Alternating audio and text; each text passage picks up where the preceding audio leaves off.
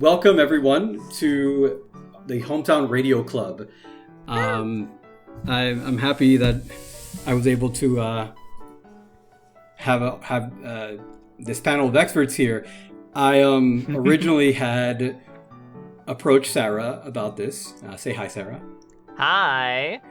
Yeah, so I approached Sarah about the idea of a Deltarune podcast, and I said, hey, go ahead and bring your friends. And she decides to drag the Avengers of Deltarune theories into my house, or rather into Carol's house. She won't mind. She's a lovely lady once you get to know her.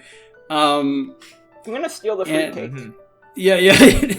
And I guess chocolate is excellent. I want to do some self-introduction. So how about we go from me and then down to the other end of the table. I'm only starting with myself because I'm probably the most unknown person here. I'm just like some person who draws fan art. And so my most notable Deltarune fan art is the Latina Toriel series, if you've seen that on Tumblr. But anyway, let me introduce myself. My name is Zeny Delarosa. You can also call me Mimi. It's my other name. I go by Pancakepooch on socials. I primarily do Deltarune fan art. I speak English, Spanish, and Japanese all fluently, so I'm able to interpret the text in the Japanese version of the game and compare them to the English translation. Skill. Yeah, very, very important skill, especially when it comes to decoding the caller, by the way. Did you know that the caller actually tells us in Japanese what Chris is unable to do in the Dark World without a soul? Ooh, wow. That's interesting. Yeah, yes. Oh, do we want to give pronouns too? Because I go by they, them, or she, her. And, I guess, that's just me. So let's moving along to Andrew. Could you please introduce yourself? I am, of course, next to you on this large diegetic and weirdly sloped table in Carol's kitchen. I'm Andrew Cunningham. I make videos about mostly Deltarune these days. I don't have any fan art. I don't exist other places. I do not have any known aliases. I go by he, him, and I'm holding a light bulb. He invented electricity. I invented electricity. Yeah, those are my qualifications, but I don't Edison speak Japanese, so that's even the fucking point. You go, Dorked. You go. All right, I am Dorked. She, her. I am a very nerdy millennial who... Me too. I created the Inverted Fate Undertale AU webcomic series. I've also written a ridiculously long Persona 4 Goro Akechi AU fic that is unrelated to Deltarune, and I also do video essays mostly about Undertale and Deltarune, but I'd like to cover other stuff in the future. So yeah, awesome. Also, I feed crows, and I recently had 2 orange cats become my minions, I guess. That's awesome. Shout out to crows. That's awesome. All right, moving along is Sarah again. Hi, I'm Sarah, also known as Vyletbunni. My pronouns are she/he, but I'm going by she, her for this podcast. I make quite a bit of things, though lately it's mostly just been fan games. Particularly, you probably know me as the creator of Delta Traveler, which is the Undertale Deltarune fan game where the characters go to multiple worlds. I also have a lovely cat who is staring at the ceiling right now. As kitties do. I bet it's a good ceiling. Yeah, there's a sunset and there's light shining on the ceiling. But yeah. Awesome. Yeah. Awesome. And last but not least, Dille. Hi, I'm Dille. My pronouns are she, they, and I don't even really go here. I have played a lot of Deltarune, but I'm mostly known for my my art of like my characters and stuff, and like making videos about great value Smash Brothers clones on YouTube. But I'm a particularly big fan of Deltarune, and even to an even more extent, the Mother series, which Mother 3 is one of my favorite games of all time. I played it like 7 times. I still need to play Earthbound and Mother 3. I've only played Mother 1. I played Mother 2 and 3, not the first. I'm the only person in the world who's played Mother 1 but not the other ones. That's awesome. I love like all kinds of animals. I'm a big fan of animals. I have 2 dogs and a cat at my house, and I'm also Sarah's girlfriend, and we've been together for about 6 years now. Yeah. So, Oh, that's awesome. yeah. That's What about awesome. green birds? Do you like those? I do like green birds quite a bit. Oh, I had a feeling. Self-love is Lovely. important. Self-love. Lovely. I'm from Mars. Yeah. Anything else you'd like to add, or? I work on a lot of fan games and fan projects, like the Spongy Construction Project, which is like this big SpongeBob fan game that's accurate to the show. I'm a huge fan of Nicktoons in general. Nice. And I used to work on a Club Penguin revival. Oh, Club that's Penguin Journey. awesome. So That's awesome. yeah, the amount of stuff I do is like too many to list. I do too much stuff. that is. Mood. I used to do too much stuff, but no, not anymore. Thing doers. All right. So, with introductions out of the way, actually, I want to add one more thing. I am an elder millennial, which means I was also an original Kickstarter backer for Undertale in 2013, which is my that's only claim cool. to fame, really. There I'm it is. also- That's the real qualification. Yeah, it's a real qualification. If you tried a no-hit run of Undertale, I am sorry that my name may have potentially messed up your entire run. I truly do not apologize. My bad. And then the other little tidbit about me is that I'm apparently the very first Death Snyder. So I'm putting a target on my back here. But like being on right? Twitter, on Twitter, I am the first publicly recorded Death Snyder. Someone was like, they were digging through the, when the whole like time traveler tweets were like a meme. Yeah. Someone found out that I was like the very first Death Knight trooper, and That's I was like, fun. oh, that's fun. When So- was that? It was like literally 24 hours before Chapter 2 dropped. Oh wow. Awesome. Yeah. It's funny That because was I've before always even been... the thought of like a Lightner being the knight to begin with, or even That's just cool, the though. knight in general. I was See, a just lot obsessed. of people didn't really pay a lot of attention to the Death's name drops in Chapter 1. Like, I remember watching a friend play through it for the first time, and I'm like, oh yeah, this Death's person, I wonder if that's Noelle's sister. And that was, like, basically it. I didn't think about, something must have happened to her. For all I knew, she was off at college like Asriel. Yeah. Yeah, for some reason, I just kind of really locked in on like the whole death stuff. I don't know why. I just got really emotionally attached to that particular arc. And then when Chapter 2 came out, I was like, Noelle, we gotta find your sister. We gotta find her. I'm going to find her.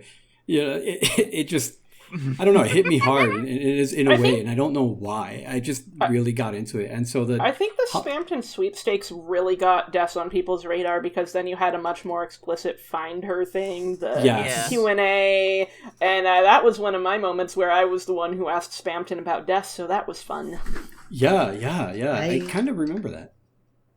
I think I played Deltarune Chapter 1 when it first came out. At the time, I was in like, I had to be like just starting high school. Shows my age. I'm like only a little bit older than Crash Nitro Kart, but I was like, I liked it, but Chapter 2 is like really what got me into like the whole game, Yes. because I love That's a lot of Spampton. I people's thought experience. he was really funny to me, and like the whole gimmick of him like just being like this weird little bird guy that like is just this complete weirdo. I had never seen like a character like that in a video game before, so like that's really what got me interested in the series. And I like made all these little like dub comics of him. Well, I made the comics and they got dubbed over, and including by Alex Roshan, who is the Oh, that's cool. who, a little bit more famous now than when he did that, but The amazing digital but yeah. circus. It's kind of funny, though, because he went from fan-dubbing Spampton to voicing a character who was very clearly inspired by Spampton. Yes. Hey. Yes. That's crazy. Shimmy, shimmy, yay, shimmy, yay, shimmy, y'all. Honestly, though, on the topic of Death Knight, it's interesting, for me at least, because I'm kind of in the middle of the road. I could vibe with Carol Knight or Death Knight. It really just comes down to how it's executed, and I can see pros and cons for both from a narrative standpoint. And I feel like Chapter 5 or 6 will finally settle that debate, which will be nice. I hope so. The fandom can be so toxic Yeah. about Knight theories, and I feel like we all need to just chill out and remember, hey, it's just a game. We can guess and we can form the best theories we can, but at the end of the day, we are not living inside Toby's brain space. What do you It's mean? not This is thing, life or right? death. What else are we Like- here for if not to engage in a gladiatorial combat about who will be the knight in literally 2 weeks? Andrew, Yeah, you you sure will you be wanna- correct. You wanna I am be sure? not like the biggest Deltarune theorist, so definitely not compared to Sarah anyway. But I have played games Toby is inspired by like countless times, especially Mother Mhm. 3. Mhm. And the plot twist in Mother 3 isn't exactly the most subtle. They like straight up just kind of reveal it to you in Chapter 5. Wait a But second. like that would be probably my greatest like reasoning for Death Knight, Mhm. because Mhm. I mean Mhm. Carol Knight would be cool too, but like we've seen Carol and like Death like, well, not the Knight has like antlers, and I'm thinking, well, maybe that's a red herring, and maybe we're all wrong. It's fucking papyrus, but like we're Oh, like, God. I just hope That- it's not Rudy, because Yeah. something about the Rudy Knight thing, and I'm not judging any of the people who have made Rudy Knight videos, because I'm sure they're all chill people, but just from an outsider looking in, it just kind of rubs me the wrong way in that we have two potentially female characters who could play this active antagonist role, and I'd rather have that than a dude. it's a dude It's also- again. Oh, it's also- Yeah, man. plus the circumstances for Rudy just it doesn't feel right for him to be like the big bad antagonist trying to like carry out like the I don't see prophecy it. or what have He's you. also the most normal guy in Hometown. I just cannot Yeah. imagine Rudy. I being like him he's being That's like a how he normal gets guy. you. Yeah. That's how he's pretending Ah, to be the that's- most yeah. normal guy because he's the knight. It's exactly what he'd want you to think. Although, I mean, it'd be a very oh, sorry. it'd be a feel very like- fruity guy. I feel like basing theories entirely on the twist value is Mhm. it always leads to the worst like Yeah. Yeah. outcomes for like theorizing. I feel. Because Yes. well, the thing Well, to it's me, actually very useful because you can follow a theory to that conclusion, and then if you just go with whatever the opposite of that is, it's usually correct because you went for the least likely outcome. I think we will get what a lot of people expected out of the Knight, but in a much different way than what we think. I agree. Before Chapter 3 came out, a lot of people did get what Tenno would basically look like correct, but nobody knew that he was going to be a fucking Donkey Kong Country character. Nobody knew that about him.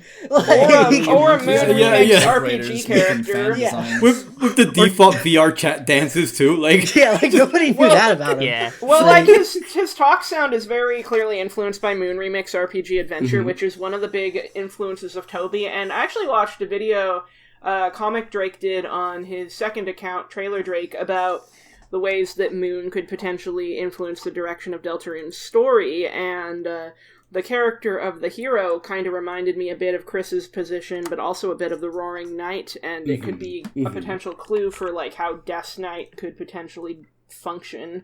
Right.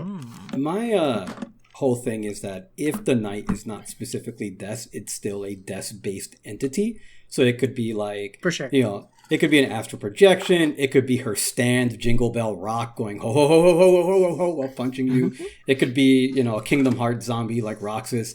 It doesn't. I was matter. literally It- about to yeah. mention Kingdom Hearts as like Yeah. Hey, I'm stuck with Incidentally. two Kingdom Hearts fans here, but yeah, Death Knight it's the big tent. There is ample room under Death Knight. It is a welcoming community. Any Yeah. is to Death Knight. Do not be afraid. Yeah. So I'm a big proponent of, like, again, if it's not Death, it's a Death-based entity, which still comes back to Death. And I think Yeah, it's it's going to be kind of- some absolute bullshit. Whatever's going on with Death Knight, it's like, what does that even imply? That's not Death. It's a flying shadow monster that looks kind of like Death and has a baseball bat. There's going to So- be some fuck shit to get from Death to the Night, no matter what. So we might as well just Yep, bake that there's in. gonna be It's some allowing fucked for fuck up lore It's shit. Death. Mm-hmm. I think Toby deliberately wanted us to debate between Carol and Death because he set up possible evidence for both of them, and one of them's probably going to be the red herring, but it's interesting in that it could kind of land either way, and we're kind of just, our only real concrete evidence is like, well, he's a big Mother fan, and he once tweeted about how people playing Mother 3 would realize how unoriginal his story ideas are, so there is that. Exactly, Yes. yeah. He was referring, of course, to the anti-capitalist themes. Of course. Yeah. Yeah. I mean, the Pigmasks are some of my favorite characters in Deltarune. Like, they're just everywhere. In Deltarune? Yeah. Spam Yeah, you to remember this part in Chapter 3 where, like, Tenna was, like, at the Thunder Tower and he slipped on a banana peel and he died? Stampton turns hometown into a capitalist dystopia. Don't ask how he's in the light world now. And then Porky shows up. You know, No, going but back to... I was gonna say, like, I also, like, correlated, like, Death Knight with the Masked Man from Mother 3. Yeah. Because, like, that just came, like, thinking about, like, I remember when I first played Chapter 1 when Survey Program came out, and I was like, wow, a lot of the UI elements feel like Mother 3. And I thought back about that during, like, when Chapter 2 was the newest chapter. And I was like, wait a minute. Des is, like, missing, and, like, the Knight is, like, this weird, mysterious, like, being. What if that is what happened to Des? Going along what if with she's, that, like, the Masked Man? Rudy, the father figure, is technically still there, but he's incapacitated. So he's not actually there. He's not there right now. So it's like, when you think about that, it's a similar parallel to, like... I do have... Sorry, finish your thought. Sorry about that. It's like, yeah, it's okay. It's like a parallel to Flint kind of, like, fucking off after Chapter 1 and, like, doing his own thing. Like... Yeah. On the... When I think about Death Knight, there's a few forms that I think it can take. You know, I've already discussed, you know, the various ways that it could be either Des or something based on Des. But I don't know if anyone here has ever watched Satoshi Kon's Paranoia Agent. Has anyone ever I've watched heard this about one? it. I have not heard of it. So this is going to be a huge spoiler for Paranoia Agent. So if anyone in the audience is like, they want to watch this 12-episode masterpiece, I guess skip ahead. So Go Paranoia to Agent, the obligatory timestamp. Paranoia Make your Agent selection is like, now. yeah, Paranoia Agent is like if you made Multi-Knight into an anime. And the Knight equivalent of Paranoia Agent is a character named Lil Slugger. It is a kid on rollerblades with a baseball bat who approaches people who feel like they've been backed into a corner and knocks them out. But it turns out that by the end of the series, it turns out that Lil Slugger was actually a collective tulpa formed by society's denial of responsibility. And I can see a situation in which Des is similar, right? She's a ghost haunting the narrative. And so I can see a situation where the Knight is a collective entity based on the negative energy that comes from the fact that she disappeared. Right. Interesting. She's not... It's not... The Knight is not Des, but the Knight is the idea of Des, basically. It could, yes. I'm not saying it's going to be that, but I can see I that can see happening. it too. Yeah. Yeah, that's super interesting. That would make me go like, oh, I see what you did there. Seriously, watch Paranoid Agent. It is seriously Multi-Knight the anime. You will not regret it. Honestly, on the topic of, like, the Knight and Chapter 5, what I'm wondering is, like, so Chapter 5's Dark World could be Flower King, it could also be the festival. I'm leaning Flower King, because that's an enclosed space. But where I'm kind of torn is, like, does Asgore make it, or does someone else make it, like the Knight? And I kind of hope it's Asgore, just because it would give him a little more agency in the plot, especially when they alluded to him having a black shard. But at the same time, I'm like... Wow, that is a very weeb-looking Dark World, at least in what we've seen. And, like, Asgore does borrow manga and anime from Alfie, so it's not like there's no reason for it to look that way. It's just kind of, like, interesting that that's the aesthetic that we're seeing in the promotional materials. When you God, get to I Asgore, need Asgore to do some bullshit that's gonna cause the fandom to go on multi-year debates. Oh, God. You and me both. Yeah. See, I'm like that with Des. I need Des to be like an evil older sister, I need Discourse, okay? We need Vriscourse to come back as Discourse, okay? I need this. Actually, even if Asgore is worse than Carol, Carol's gonna get the brunt of it. Because misogyny. Yeah. My Okay, let's face it. People aren't gonna like Asgore again unless he kills at least 5 kids. So the sooner he gets there, the better. Child death is a poor card of character. I just want Asgore. He's gonna. This is why people attach to the stupid fucking Asgore ran over Des thing. They need murder. They need Asgore to be child a murderer. murder, and otherwise he's just embarrassing. If he's a murderer, at least he's interesting. You know, at least you can. I just want him to move on from Toriel. Like, I would like by chapter's end for him to let go and accept that he can't just put things back the way they used to be. But I'm not sure that's how it's going to turn out. But it's just like, it's a little... I think what makes Asgore in Deltarune so uncomfortable for a lot of people is just how real it feels that he's this ordinary dude. As somebody with a divorced dad, I can say he's very accurate. He's epic divorce man in this game. He's very accurate to like the weird like melancholiness you get. Like, he's still kind of the same guy, but like it's kind of like the context, the feeling. Yeah. He doesn't have like a magical barrier to justify why he became the way he did. He's just a nostalgia boy now. Just the general way he talks to Chris and how like he treats them specifically is like, oh yeah. I do want to say to Dork's point about the fountain. One of the things that stands out to me though is that one of the things that stands out to me is that the characters are their normal palettes in the trailer. So I don't know if Asgore making the fountain lines up with that, because we know from Susie's fountain, right, that they're all like different colors when someone else makes the fountain. Well, Chris's fountain wasn't a different color. Yeah. That's actually a good point about Chris. Maybe it has less to do with someone else making the fountain and more like the way Susie made her fountain, the fact that it was all just a little bit off because she was making it in desperation. She didn't have the full picture of who Gerson was, so she kind of just made a really kind of sideways, peculiar dark world, and the color palette shift may have been a way to kind of communicate that wrongness. Or she particularly just kind of thinks weird. No one else does. Toby, uniquely her. Toby watching this video like, oh wait, it looked different. Yeah, because the dark fountains are based on the will of the creator. So like she's specifically basing this dark world on what she experienced previously. Right. I look at I think the reason why Chris's fountain looks like the ones in chapters 1 and 2 is because Chris and the Knight share a will. Mm-hmm. Oh, that could be possibly. Yes. I think really it boils down to whatever connection the Knight and Chris has. Maybe it's emotional, maybe it's psychic, maybe they have some kind of connection where when one zigs, the other zags. I don't know. Well, did the Knight make the grand fountain then? Because that's also not colored. Like, we have one example of a weird colored fountain, and so everything else has to either be made by Chris the Knight, if that's not going to be... and there's also the fact that Asgore is involved with Carol's conspiracy on at least some level, so, like, even if he's not fully aware of what's going on with the Knight, that could be a similar agenda and enough to keep the coloration the same.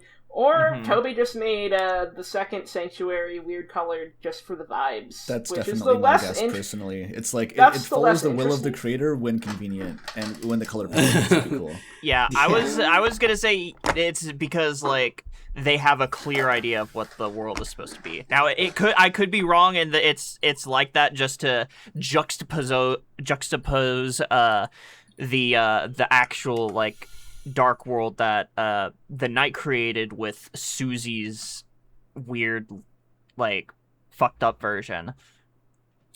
Yeah, and another thing too that I find interesting when it comes to the possibility of a Flower King dark world is how much of the shop is going to be that dark world, because we know from chapter 4 that, like, if you have a door closed between areas, then only the part that is accessible with the door open becomes a dark world. So, like, would Asgore say, leave the back door in his shop with all his conspiracy stuff open when making the dark world so that that can become manifested? Because I feel like Toby wouldn't leave a breadcrumb like that and not follow up on it. Yeah, why not use it? Like, why not Is this have is this like in area? Is this like in reference to like chapter 3 or 4? So when like, you when was go this into introduced?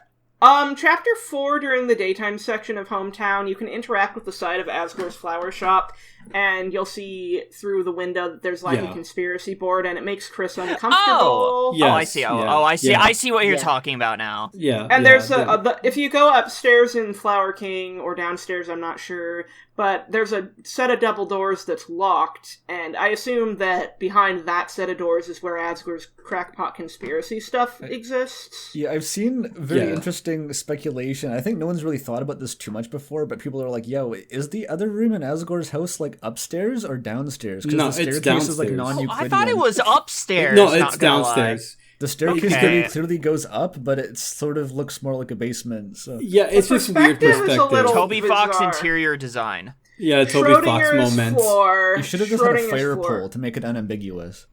It could Actually, be upside down. either. But, like, you can see the conspiracy board through the window outside, Yeah. so there's clearly more of the shop we haven't explored, and double doors are used repeatedly in Deltarune to kind of Yeah. connect them to dark worlds, because you have the double doors to the church entrance, but then you have the double doors leading into the main part of the church, which also has a dark fountain, and then there's the shelter, there's the library, the Dreamer House is like the The one library exception. was changed between survey yes. program and chapter 2 to fit It with was. that. Yeah. So Yeah. No, it's a dark fountain otherwise. I believe I believe Protendo made a video about like he coined the term cutscene bypass, which is that if a fountain is not behind double doors, it is made from a cutscene, which I think is a really useful term to use. From a cutscene? What No, is sorry, that sorry, last point? in a cutscene. I apologize. That's a good distinction for sure. Also, Yeah. something one of my patrons brought up like just a little bit ago is that if we assume Asgore is making the fountain, well, he's kind of working on a ticking clock with Rudy's health in decline, and maybe he's so desperate to bring Des back and reunite her with Rudy before he dies. Ooh, Ooh. I like that idea. I'm a little hesitant to say how active Asgore's role will be in Chapter 5 because of like what happened with Toriel in Chapter 3, but also because in coming of age stories, like Deltarune, what ends up happening is that the adults are out of what's called the competency zone, where they just are not put in roles where they are they're not put in like really central roles. They're more like accessories to the emotional state of the protagonist. It kind of depends, because there are some exceptions where there's like one adult who like might be involved, but like they join later in the story, so the focus is still on the younger characters. Or say if Asgore is like ultimately a boss in Chapter 5, I feel like that's a little bit different, because it could be the younger characters helping him work through whatever's going on, like his inability to move forward and let go and come to terms with things. I feel like in that case, the coming of age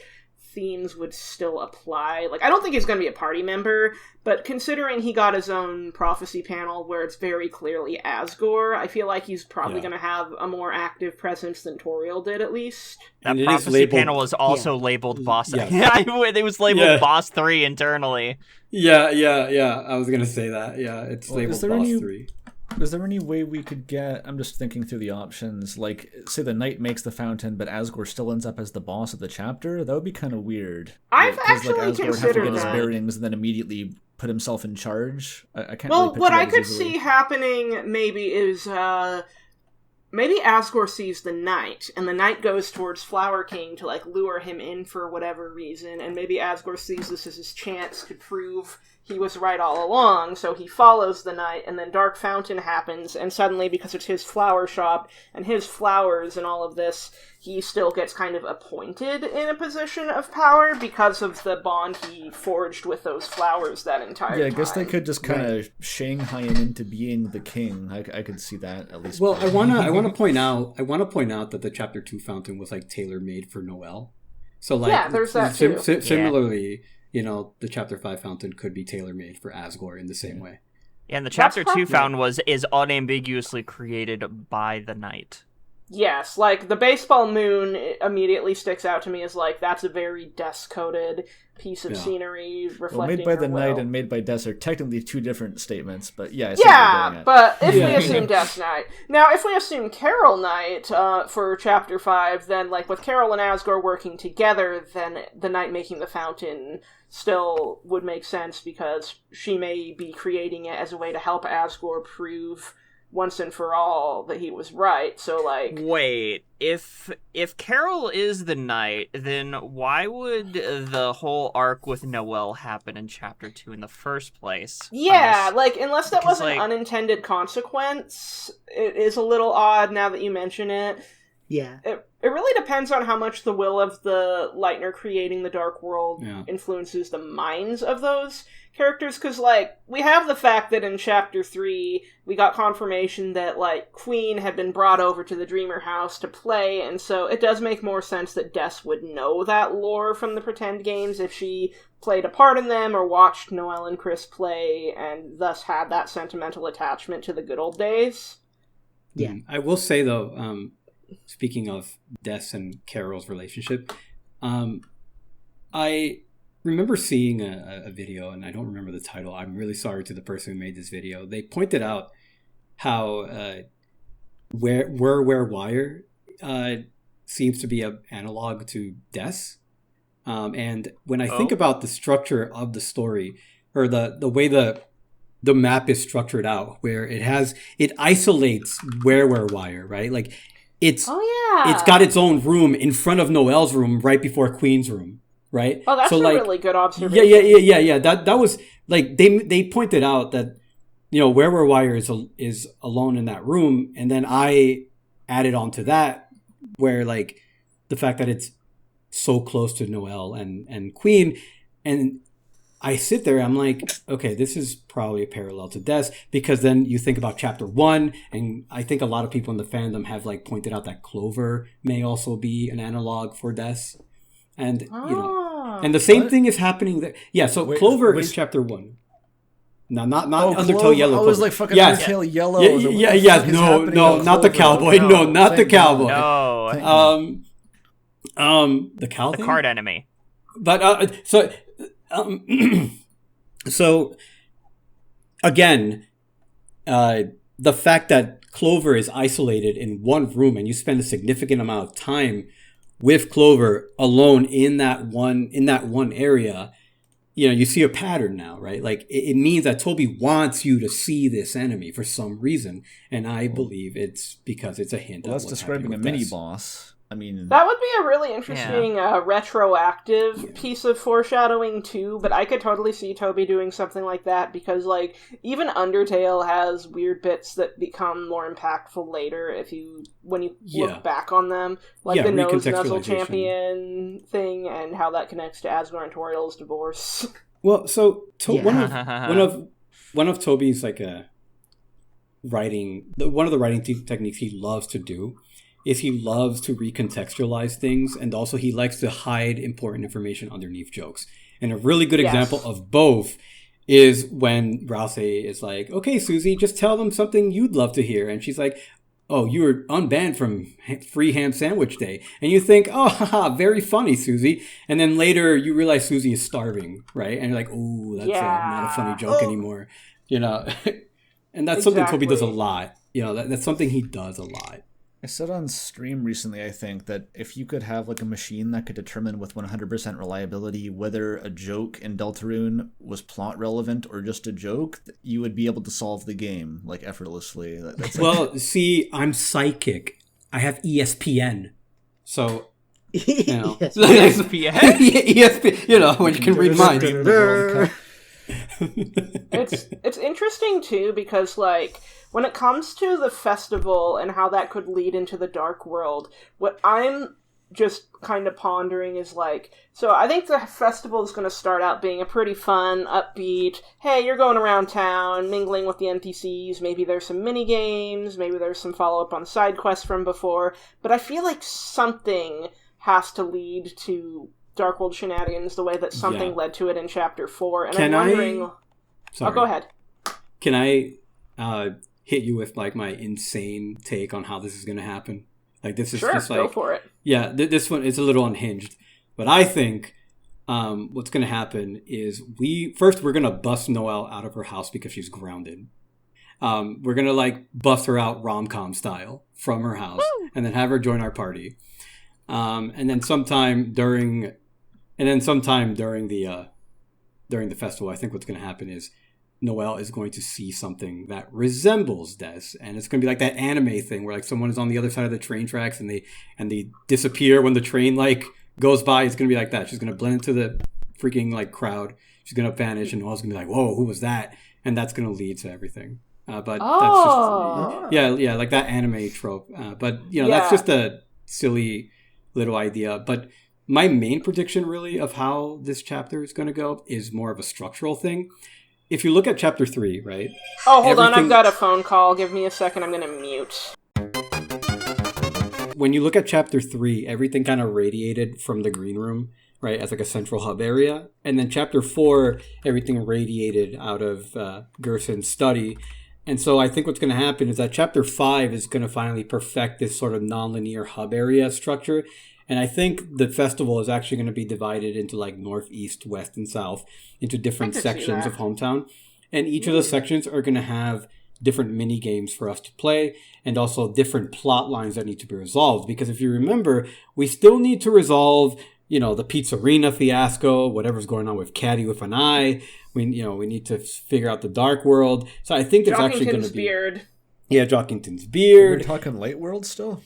Yeah, Light World. Just Light World. So there's like a lot of Light World stuff that needs to be resolved as well. And I think one of the ways to do it is by having it be like not linear, and you'll be able to do it in any order. And then as you do it, it just starts to tie these plot lines together. There's also the codes. Yeah, that's true. Yes. I think Susie may want to try and snoop around for the code some more. But also, a thought crossed my mind that maybe Susie wants to be more frank with Noelle about the codes and see if she knows anything, because the other way didn't work out so well. And also, I had a thought that the left part of town that's normally blocked off by, like, caution tape and stuff, I bet that's where the Ferris wheel's gonna be. Because it makes sense to put something big there. And we could see an interesting divergence where, like, maybe in the normal route, it's a Noelle and Susie moment, whereas in the weird route, it's Chris. Yeah. I don't like the idea of Chris, like, shaking the like, Ferris wheel in the weird route. That's the least of our problems. Yeah, that's Imagine if we get to our problems. Imagine if we get to take Berkeley on the Ferris wheel. Yeah. The other thing about Chapter 5 that I have a bit of a weird hypothesis about is the reason that we see the sun at the end of the trailer is because the dark fountain in Flower King will fulfill two requirements that have not been fulfilled before. One is that it is being made in a place where the window is facing the outside. And that's a good point. Yeah. And what do you mean? So you think of the castle town, right? There are no windows, so it gets to be pure darkness, whereas the unused classroom has a window, so it can't be pure darkness. So there's no sunlight to you can't see the sunset from it. And then... But what about Chapter 4? Well, I was going to get to that. Chapter 4 is at night. Chapter 3, or like any other fountain. No. Chapter 3 takes place at night. So we're I'm getting to that. Sunlight from the out. Okay, go on. Yeah. I'm saying that there's two requirements that are being fulfilled at the same time here.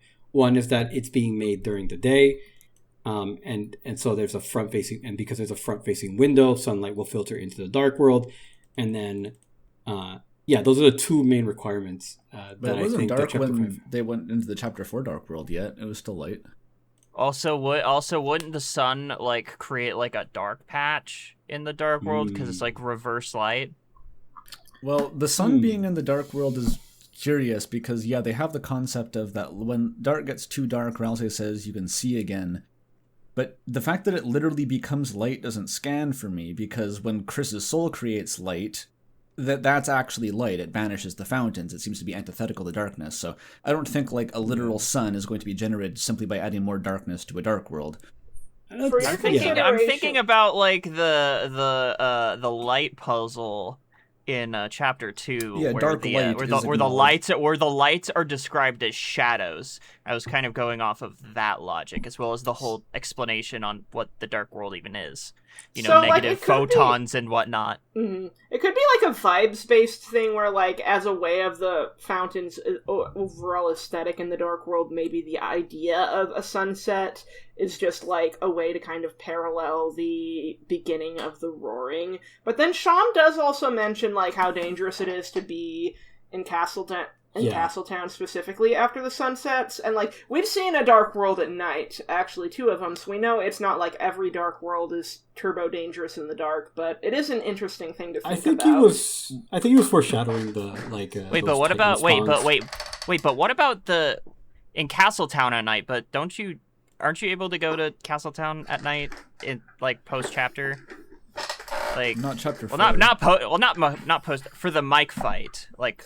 Oh, with the teleport. Yeah, you can. That's a weird case because, like, most of Castletown is blocked off, and it's really just so you can go do the mic fight without having to load in. What are we expected to find there? Like all hell breaking loose? It's we do see it at night, and nothing is visibly wrong with it. Yeah, it could be it's just Lancer playing a fucking tuba. I really do think it's just foreshadowing for the Titan spawns. Like chapter 4.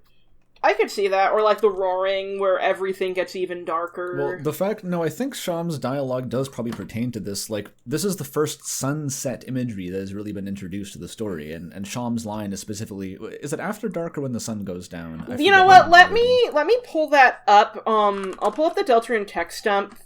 Yeah.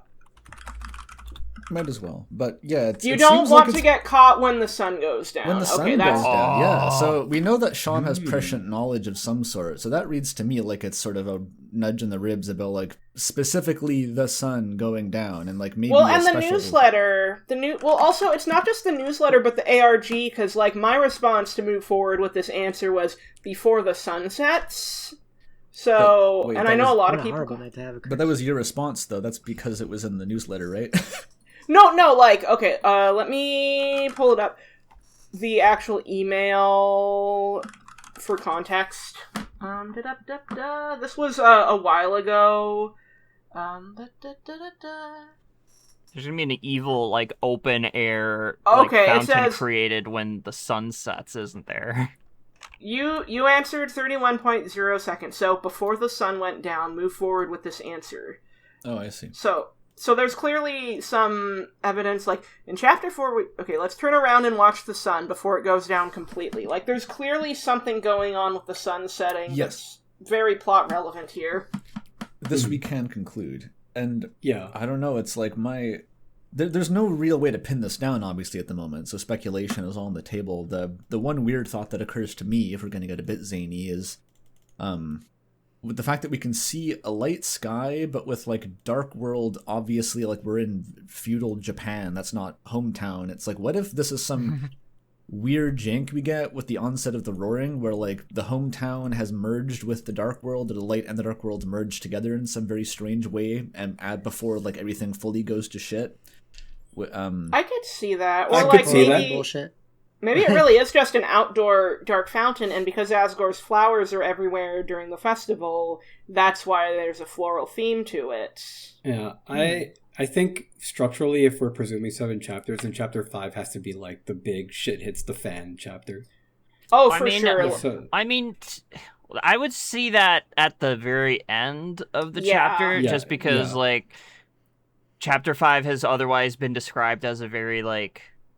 traditional, like, one last happier fun chapter. adventure. But Yes. to be fair, Toby said the same thing about Chapter 3, and the end of Chapter 3 is a stark tonal shift, not to mention there's something sinister throughout Can you the... imagine? Well, Sorry, the end is allowed to be a twist, but yeah, there has to be an Sorry adventure about that. before the fucking roaring happens. But I think is the also, point. Exactly. Chapter 3 had Sword Route and the Forgotten Man and all this other stuff that's more of an undercurrent. Like, it's got a bright veneer, but Yeah, Chapter 3 whenever still Toby has... says, like, this is a totally normal chapter, it's just fun and jokes. It's bullshit. It's always bullshit. Yeah. Dark and horrifying. It's that's the people are always like, oh, Tricky Tony. He doesn't do the Tricky Tony thing in the game. He does the Tricky He Tony just thing in lies to the you on PR. social media. Yeah, in the PR. No, it's not even lying. It's that he does the whole double meaning stuff in his emails. Yeah, well, Oh, yeah, whatever, for okay. sure.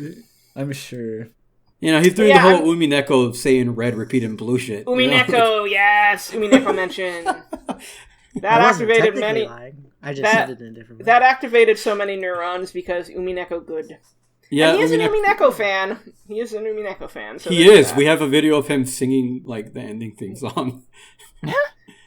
Yeah, So anyway, but like I think honestly, Flower King and just Outside Festival, Dark World, there's a pretty good chance of either one. And like the sun could be more of a symbolic thing, or like maybe the sun setting in the Dark World coincides with another dark fountain opening that causes the roaring, and they don't realize it at first. But also, like, one thing is, like, we don't know what, like, a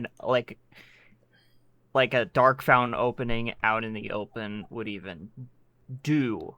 Yeah. You can even we do that. really don't. Because, Or like, no even one's do tried that. it yet. currently the idea is, like, or at least the common consensus is that, like, having a fountain out in the open would, like, progressively bring forth the roaring because it's not, like, confined into, like, a set space. Well, the Yeah. Titan is supposed to bring the roaring. That Ralsei specifies that in Well, chapter... he specifies specifically when fountains fill the sky and the titans come forth and all of that. Well, that's the prophesized end, but I imagine, like, if they didn't stop the Titan in chapter 4, things would have gone pretty far south.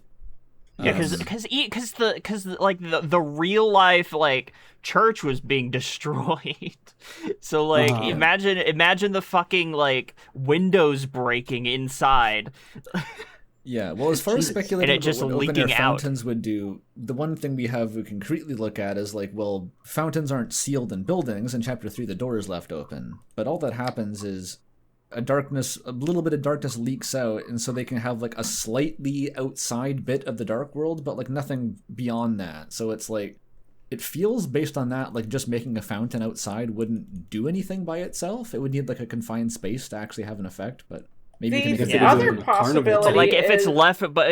left, like, as is, and, like, it kept, like, filling the sky, like, But it's not what like do you think would pressure happen? builds. It's not like there's when they open the grand fountain in chapter 1 that, like, there's an explosion and they get flown backwards with the pressurized darkness that builds up. I don't know if it's that later Okay, on, but... crack I had theory this- moment. No, I go also ahead. have a crack theory. Let me actually try to find this. I had this idea for a, like, if, like, a fountain was to, like, be confined, or, like, be, like, out in the open, there could be, like, this concentration of, darkness that surrounds it, like, at, like, this sort of, like, dark world bubble sort of thing. Yeah, it might be as simple as Yeah. that. It might just be a limited range. Another thought I had was like, and I doubt this is going to happen because of the amount of work that would go into it, but we could see a situation where maybe multiple dark fountains are opened in different buildings in Hometown, and like, while they're dealing with the Flower King dark fountain, maybe some more dark fountains are open, and that's what causes the roaring. The knight's just sprinting around, fountain here. Open a Well, the fountain- thing is, they could have done that any time, right? Yeah, That's there, true. I put it in media.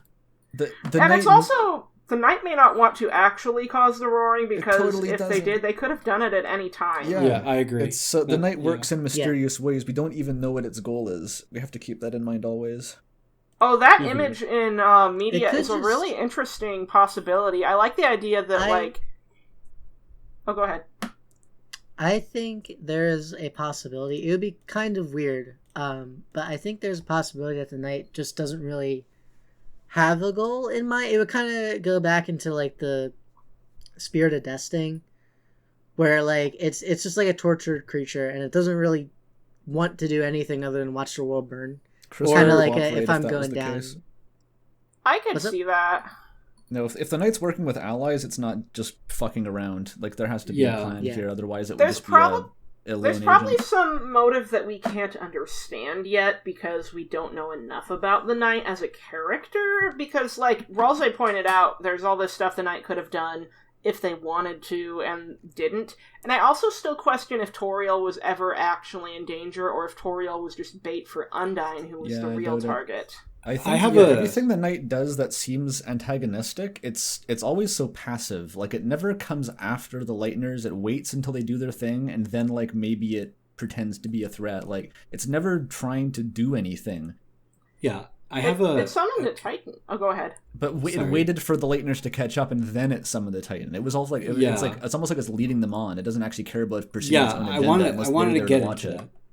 I want to get into that. I've always had this theory that the knight is trying to bait Susie into becoming a hero for whatever reason. Ah. Like, I think. Is think the that real threat Carol? Well, no. What I'm trying to say is that I believe that the broader goal of Team Knight is to create an official Delta swap, as I like to call it, and having Susie become a hero will throw her under the bus and save someone else, or it'll shatter the prophecy, or it'll do something. But the point is, they want Susie to step up and become a hero for some reason, and the Knight is forcing Susie to have a heroic arc. So And that's that's in line with the previous Fun Gang, like the old prophecy didn't work type beat. Oh, yeah, because that Maybe- is a theory that existed. Another thought I had is, like, kind of building off of that idea, but maybe the Knight is simply fulfilling a role in an attempt to subvert the prophecy in some way. Like, all the stuff Yes. the Knight does is to kind of carry on this illusion that this is the prophecy, but with the hope that someone as rebellious as Susie can change fate. Because I think if the Knight is Des is a lot like what Susie is as a person. There's that rebellious, kind of punkish, more brash demeanor, and so I could see maybe there being a bit of respect for Susie that we just haven't gotten to see yet. That leaves us Here's with the a- awkward here's a circumstance, though, that there is no antagonist anymore, or that we haven't met Yeah. them yet.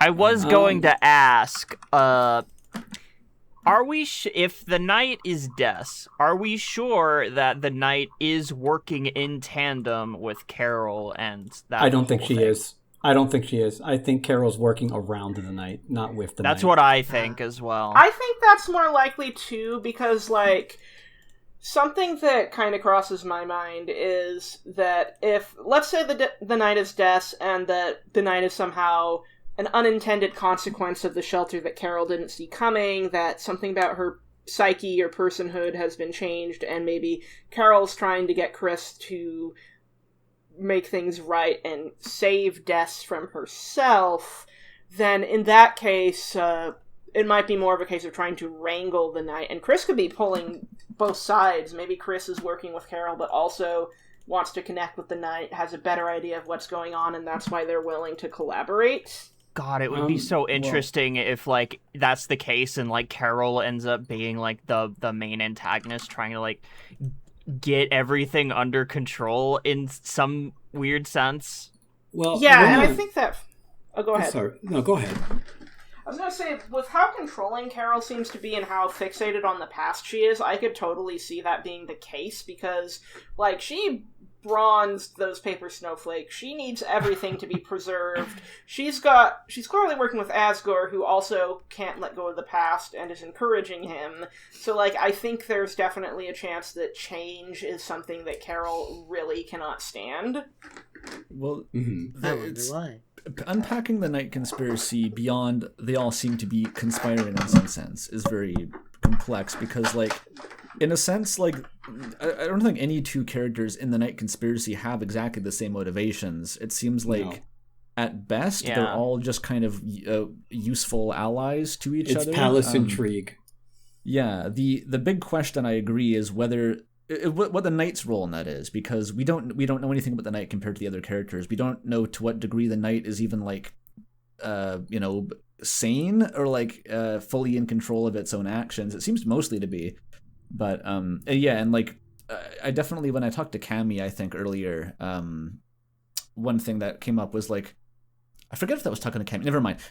In some conversation I've had at some point in time, we were discussing like whether it would make sense to have these two very domineering figures, like the Knight and Carol. Like, would they be okay to share control over a conspiracy, or would they naturally be arm wrestling for like which one's actually the leader here? Mm-hmm. And it's interesting too because like, what is the shelter's original purpose? Because Carol's known about it for a long time. Asgore presumably knew about it before Undyne took up that responsibility. And I believe Alphys has mentioned that that Undyne has gone into the shelter with and looked nervous. The mayor. Yeah. Also, Alvin seems to be aware of it because he is really against Chris going there, and so is his wife. Yeah. Well, he would logically have the church code, the Deltarune code. Yeah, that's why I think Alvin may have been kidnapped at the end of Chapter 4. Honestly, I think that may be on the table. And if Alvin got kidnapped, I can see a situation where in the normal route we get the code from Birdley because he works with Miss Boom. I could see that. That'd be a really interesting way to make Birdley relevant. Because like freaking Caddy says, codes are for nerds, and it's in yellow. Right? Oh, so, that would be such good. Honestly, that would be such a good twist. Why not? Yeah. Why the fuck not? Like, sure. Listen. I want Caddy with an I to be more relevant than Birdley is right now, but I gotta give Birdley his flowers. I don't give a shit about Birdley being relevant, but I can see it happening. That's all I'm saying. Like that is the kind I like of Birdley, fucking climax. I think it would be. Hilarious. By the way, I have an entire category of theories I call that's bullshit, but I believe it. Like that one JoJo's Bizarre Adventure panel. Toby has done some really weird stuff. Like, he's pulled some very amusing twists and turns. Watch Starwalker be, like, super duper relevant. Oh, yeah. He's gonna, like, save us at the last minute. I'd rather Starwalker than Newbert. Okay, I think we need to pay deference to the original meme character, not, like, the newfangled one. I think Newbert works as, like, a funny gag for, like, optional fights and stuff, but I do agree that Starwalker is just, like, the GOAT. Yeah, he's the original meme character. You get it. Yeah, by the way, I think we were all kind of dancing around this with the topic about Mayor Carol and the Knight, but I want to shout out Black Chestnut real quick in our Discord conversations where he talks about we're doing triple truces again. Right, if we assume Carol, yes. So Black Chestnut's argument is if we presume that that Queen is a stand-in for Carol, then we can presume that triple truces is taking place in the light world just as it did in the Chapter 2 dark world.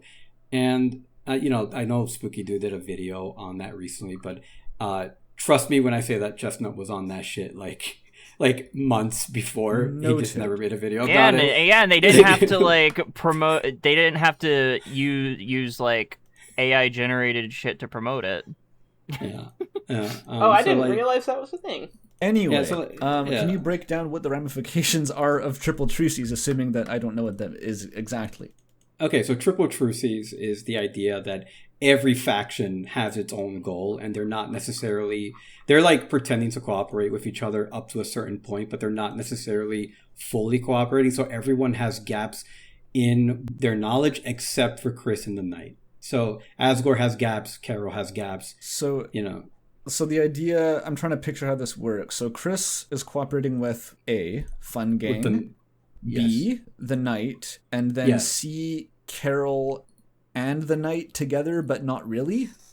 Yes, that's correct. Like it's a multi-webbed, palace intrigue conspiracy. It's the idea is Chris is trying to take advantage of the gaps in knowledge that Carol doesn't have. Otherwise the conspiracy board if Carol didn't have gaps in her knowledge, the conspiracy board in her room doesn't make any sense. I need like a diagram to model like the unidirectional like knowledge of conspiracy for each member toward each other member, like thinks they're working together, actually is working. I should make that.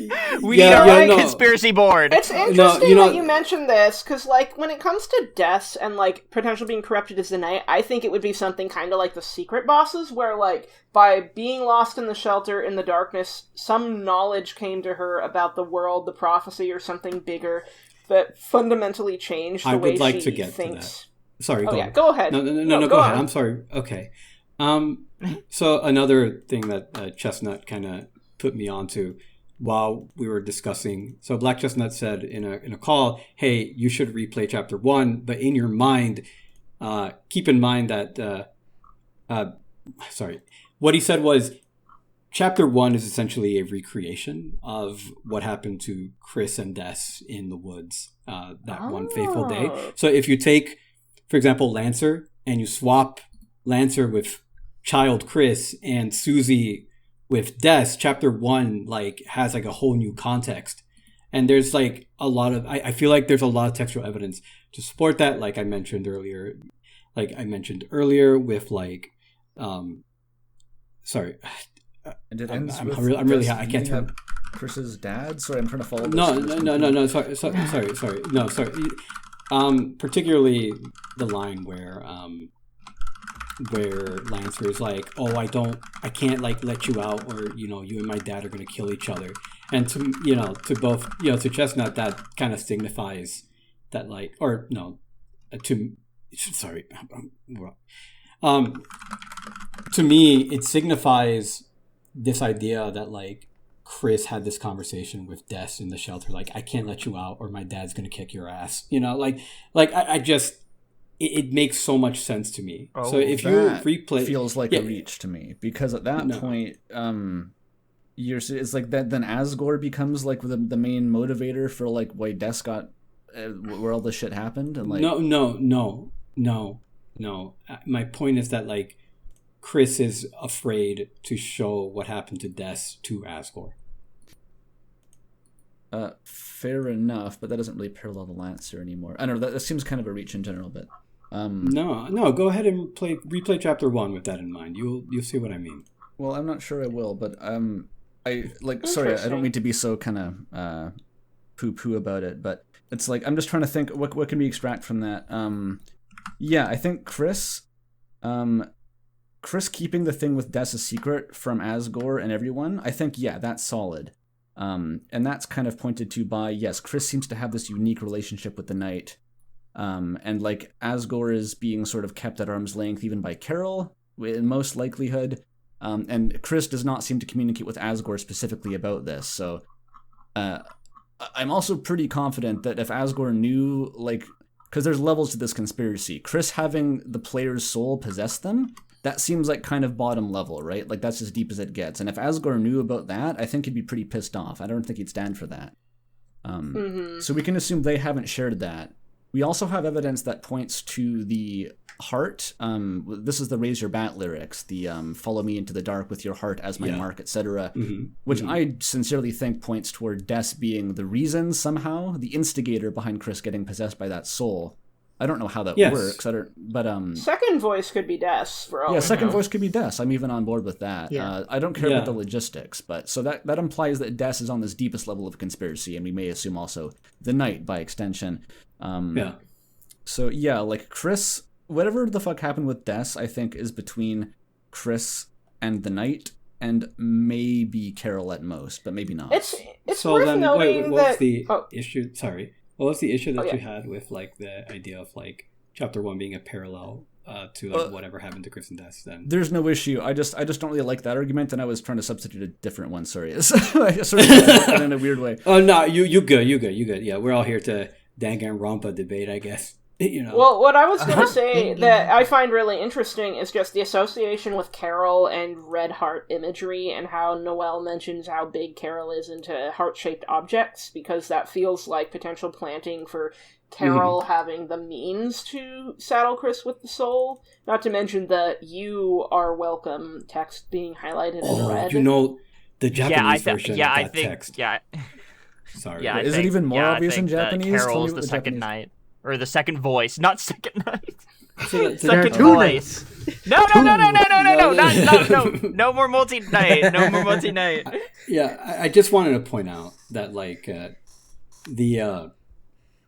when Carol's like, as you know, you are welcome here. The Japanese text, it creeps me out so bad. Oh, tell us more. Because like in the Japanese text, when she talks to Susie, she talks like her normal, like cold, calculating girl boss way. But then like she turns around to Chris, and the way she talks in Japanese feels like, "Hello, my favoriteest child." That kind of tone. She doesn't say that, but her tone is very, hello, my favoriteest child. Like that's her tone when she says. She says, "You are always welcome here" to Chris, and it's like, I don't like that. I don't like that. She wants something for Chris. I don't like controlling. that. That's Yeah. It is God. really interesting because like God. I can't speak Japanese, so I would never would have caught that. But it is interesting how like that line changes meaning. Yeah. There's a lot of context you can get in Japanese. Yes, from, like, basically tone. the same conclusion as the English, though, is the point. Like, okay, Carol has some much deeper relationship with Chris, and it's because of some red glowing thing, maybe, just hypothetically. Yeah. It just kind of helps us like double down on that reading, is what I'm saying. Yeah. But the main thing that I alluded to this earlier. The Japanese text tells us what it is that Chris cannot do. They enter the dark world without a soul, and that is they cannot enter a dark world without the soul.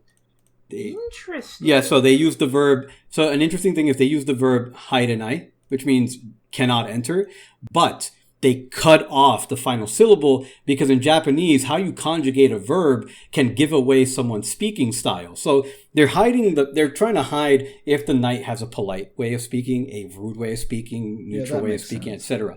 So like, yeah. What I'm curious about this verb, is it a cannot physically enter, or is it a must not because things would go wrong? That's where I'm trying to figure out. But like my initial reading is that simply is cannot enter. However, because like if it's ambiguous, that kind of puts us back at square one, where it's like in the English they're essentially saying Chris must not. They're not saying Chris can't enter it physically, but they're basically saying like still Chris can't go in there without the soul for some reason. Let me pull up the text dump again because now I'm really curious. Yeah. So when I was reading it, my gut feeling is that it's just straight up telling you that Chris cannot enter because the limitations of the Japanese language. They have to like. So Japanese is a subject object verb, right? So like. Okay, so the text in English is Chris, Dark World, no soul, can't. That's all we get. Yeah, it's super ambiguous, but continue. Yeah, but so because of the SOV structure of Japanese as opposed to English, which is subject, verb, object, subject, verb, object, but yeah, SVO. The verb was necessary in the Japanese translation. Right. Yeah. So I'm just wondering if that was meant to wrap, because like obviously they wouldn't translate it in a way that would like deliberately have different meaning than the English, and they needed to add the verb. So I'm wondering if they just found a way that wraps back around to effectively meaning the same thing without actually having the same wording. Because that's kind of what the English is saying, like, without saying it, is that Chris can't go in the dark fountain. It's like, well, yeah, what else does it mean exactly? It's more declarative that we don't know than, like, implying something else, I think. What are your guys' thoughts on the red text being a separate speaker from the white text? Because that's been a contested subject, like, too. For Carol? For the phone call, because you have Dark Fountain next in white, and then Susie must not get guitar in red. And I've never. I think it's all just one speaker. It's just to emphasize to the player that whoever is speaking really does not want Susie to fucking get that. Well, I've never heard the argument about the red text, but I do think it has to be a group call because they're talking about Chris in third person. That's interesting. Yeah, but also when my gut reading when it was like Chris can't, I interpreted it as the knight having like caveman speak because like It's like this eldritch abomination, right? So So you think it's the knight on the phone and not Carol? So here's my thought on that.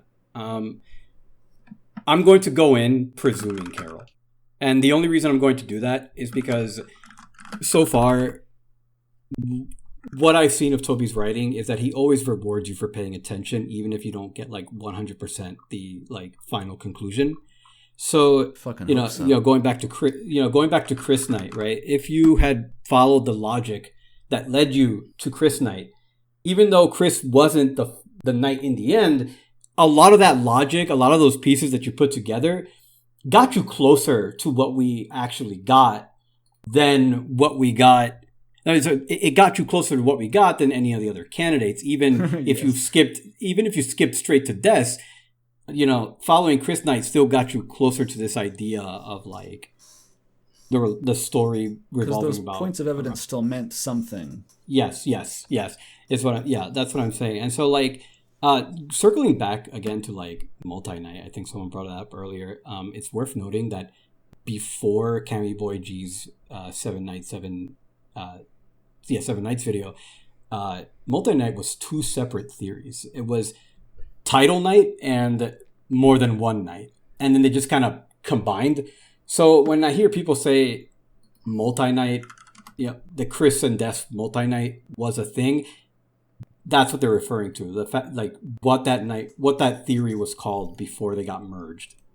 I just want to point that one out. The reason I bring up Carol is because in Des's room, the "I'll be right there," and then Carol shows up, and she wasn't supposed to be home that early, so that definitely, at least that phone call, probably was Carol.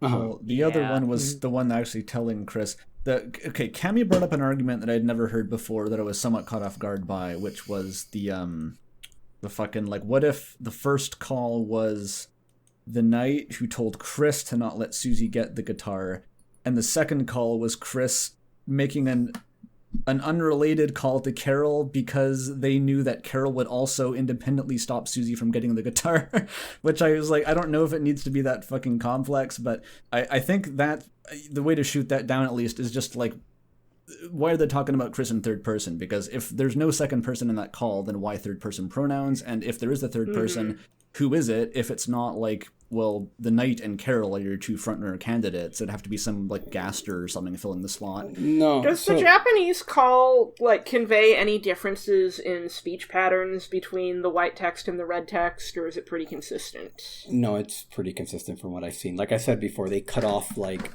the verb endings so that you can't suss out whose speaking style it is.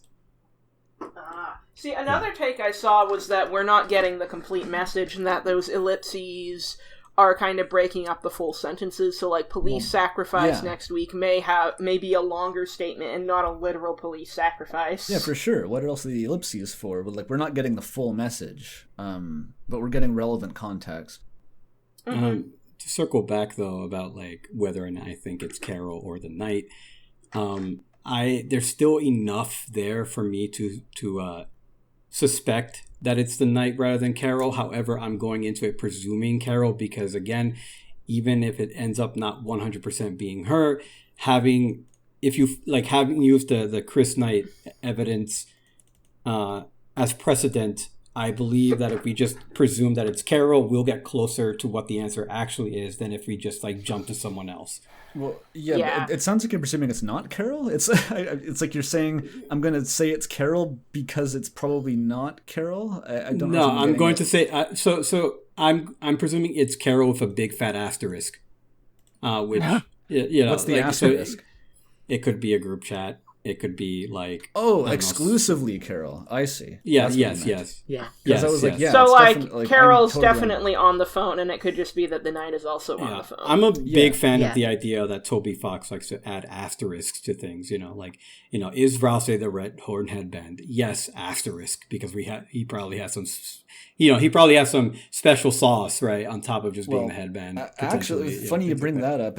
I was literally rewatching some of Cammy's, well, not rewatching, for the first time. I was watching some Cammy videos because I did that podcast with him recently And his video about Ralsei not being an object, I was like, holy shit, wait a minute, this just completely blows all that shit out of the water. Like, I was just passively going like, yeah, horned headband possible. No, it's fucking not. It's been stupid since chapter 3 and I never noticed. It's actually a really good video because, like, chapter 3, do we need to go into this discussion right now? Is anyone else interested in having this discussion? Because we don't need to, it's fine.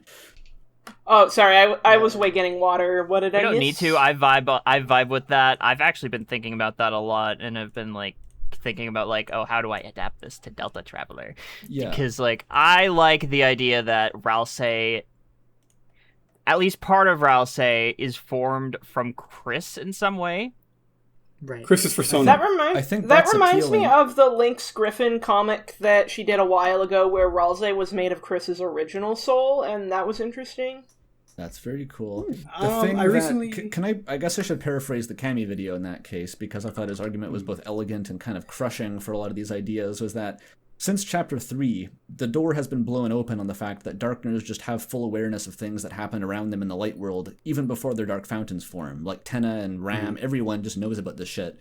So if Ralsei was any significant object in the Dreamer household or to Chris, everyone is either pretending to not have met Ralsei before, or, like, at minimum Chris and Ralsei are just kind of really cleverly acting that they haven't known each other their entire lives.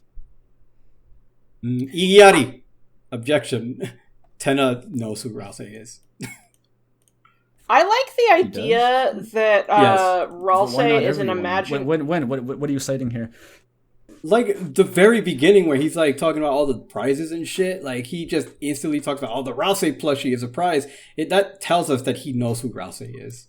Does it? That's a good point. What is the Ralsei plushie? That's barely even like a...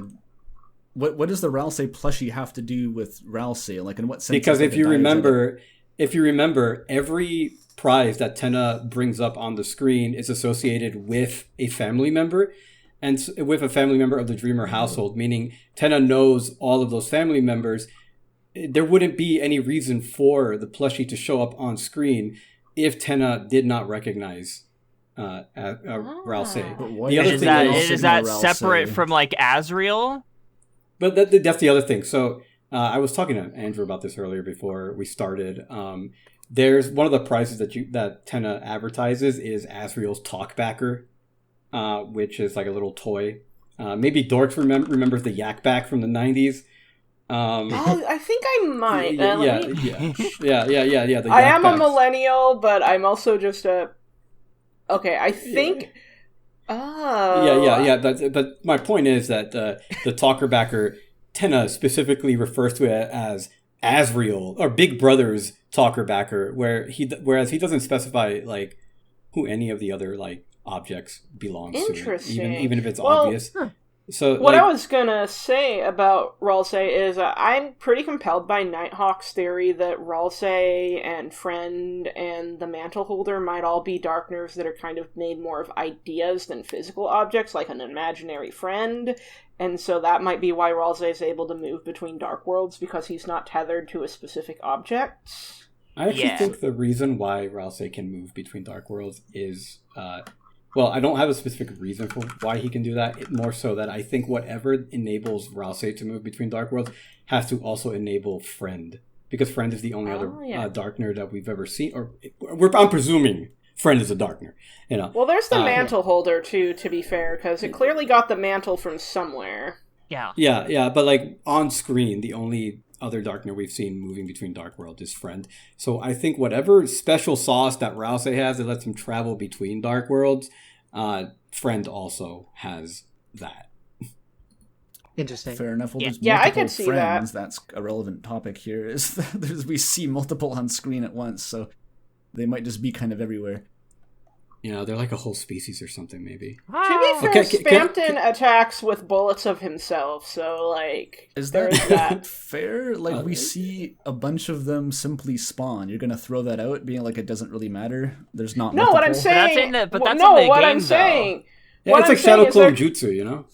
Yeah, what I'm saying is, like, could be attacks in the likeness of Friend, but that, like, Friend could be this bigger entity. Like, I'm kind of on the fence of how plot-relevant Friend is going to be, but we did see a version of Friend in Ralsei's little monologue in Chapter 3, Yeah. so it's possible that it's going to keep coming back and culminate into something. I've changed my mind. I regret bringing up Friend. We've gone down a winding path. We were originally talking about Ralsei and Horned Headband. Sorry. We were relitigating Cammy's video, apparently. Sorry. Yes. I'm kind of just gonna stick with the headband, especially because I recently saw a very good video that came out from like someone who's not actually a theorist, but like her argument was like the symbolism around the headband is far too like precious to the story in order to for it to be casually disregarded. And we're not I will going to link that disregard video it. later. That's not what we're doing. Okay, so let me pitch you on this. Okay, I was a huge Ralsei headband guy up until like literally a few days ago. I'm not kidding. I was like, it makes the most sense. There's no reason not to go with headband. If you're not going with headband, you're dumb and you're not thinking hard enough. But now, we have another candidate for the headband in the form of mantle holder, ERAM, whatever the fuck you call it, right? Horned object, knows Chris's past, seems to have some sort of relevance to Chris's like true feelings that are maybe some part of themselves they wanted to distance themselves from in the past, right? That's cool. We have this alternate candidate. And then we have Cammy pointing out like, yeah, well, Chris grew up with this headband through their entire childhood. It's been a member of the Dreamer family house. Like everyone in the house should know this headband. Everywhere Chris has ever been should know this headband. Like we should have the Chapter 2 Darkners should know Ralsei. The Chapter 1 Darkners should know Ralsei. Maybe not the Chapter 1 Darkners, but especially Ralsei should not have grown up alone in the dark. Even the prophecy says that the prince, or I think it's the prophecy. There's some line about the prince alone in the dark. If Ralsei grew up with Chris, then Ralsei would not be like this character who's never met anyone in his life before. That wouldn't be part of his character. Was that the video where Cammy was like a detective questioning Ralsei? I don't remember. Oh. The third hero, the prince, alone in deepest dark. Yes. So it's like, it just makes so many fucking problems now that we know that the Lightners or Darkners are aware of the light world. We just didn't have that context before, but now that we do, and we think back to every contact that Ralsei's ever had with the Darkner, and it's like, would Chris have met that Darkner wearing the headband as a kid? Likely yes, because they were wearing that thing for years. Right. Well, and it's interesting, too, because, like, Ralsei has an awareness of the light world. Like, he knows about the classroom. He knows enough about Chris's room to create a more idealized version of it in Castletown. Yes. Yeah, I don't know what Ralsei is, but Chris's I think persona the headband is maybe not it. He's a silly boy. Yeah, just a little guy. Just a little guy. So, anyway, we only got onto that tangent because I don't fucking know. Someone brought up the horned headband as like an example of an unrelated thing. That probably came up when I went to get water, because I walked in and y'all were talking about it. ADHD moment. Yeah, you can't rely on my memory right now. My Vyvanse wore off for the day. Like, No, I feel that. Unfact checked. We gotta litigate On every the possible subject fact. of Ralsei, though, I'm really interested to see like what kind of character growth he'll have, because if Asgore interacts with him in the Dark World, is he gonna project the ideas of Asriel onto Ralsei and kind of use him as a surrogate for Asriel to kind of fill the void? That's awesome. definitely gonna happen because Ralsei has already been established to look like Asriel, at least Asriel when he was younger. Superficially, So yeah. like they are definitely gonna project some bullshit onto him. By the way, And I think... No, go ahead. Sorry. That's no, already go ahead. Asgore's trademark move. Like, he was doing that to, like, Frisk. He was doing that to Kara. Like, every new kid he met was just like, new Asriel, let's go. Yeah. Well, and it's interesting because Ralsei is at this point in his character arc where, like, he's, I'm sorry, just this idea of Asgore going up to a kid and going, "You are the new Asriel." Like, My son now. Be a happy family. My wife will Yes, get back. Your Susie determination Asriel. will lead the way. Okay, but, like, I just said Susie's the new Asriel, but when I was playing through Chapter 4, one of my chatters was like, hey, isn't it funny how Susie is filling in the void that Asriel left behind, even drawing on the windows at QC's with Chris? And, like, that's super interesting. Like, obviously she's not literally Asriel, but she's kind of she's also addressing filling in a for need. Des. Yeah, also she's filling kind in of for Des. Yeah. pulling double duty. She's some sort But- of Desriel. But what's interesting to me is, like, Ralsei's arc where he's at right now with Susie and Chris both not wanting him to put himself down and devalue and dehumanize himself. It's like, I think Asgore being in this position where he projects could, like, really put Ralsei in an uncomfortable place where he doesn't want to be rude and he doesn't want to ruin Asgore's happiness, but then Susie could be like, hey, yo, that's not cool, he's Ralsei, shut up. Yeah, he's his own person. Son. Yeah, no, I could totally see that, this idea of, like, Asgore being like, oh, you look just like my boy, and Ralsei being like, that's great, sir, but I am not your boy. I think Ralsei is totally the type to, like, just go along with someone LARPing that, like, he's their son, and me, like, he's just too polite to say no. He's like, yeah, okay, I'll be your son if you want. Yeah, I mean, there's God. that whole thing with, like, the t-shirt where, like, Toby says something like, oh, Ralsei's always getting mixed up with the flowers or whatever.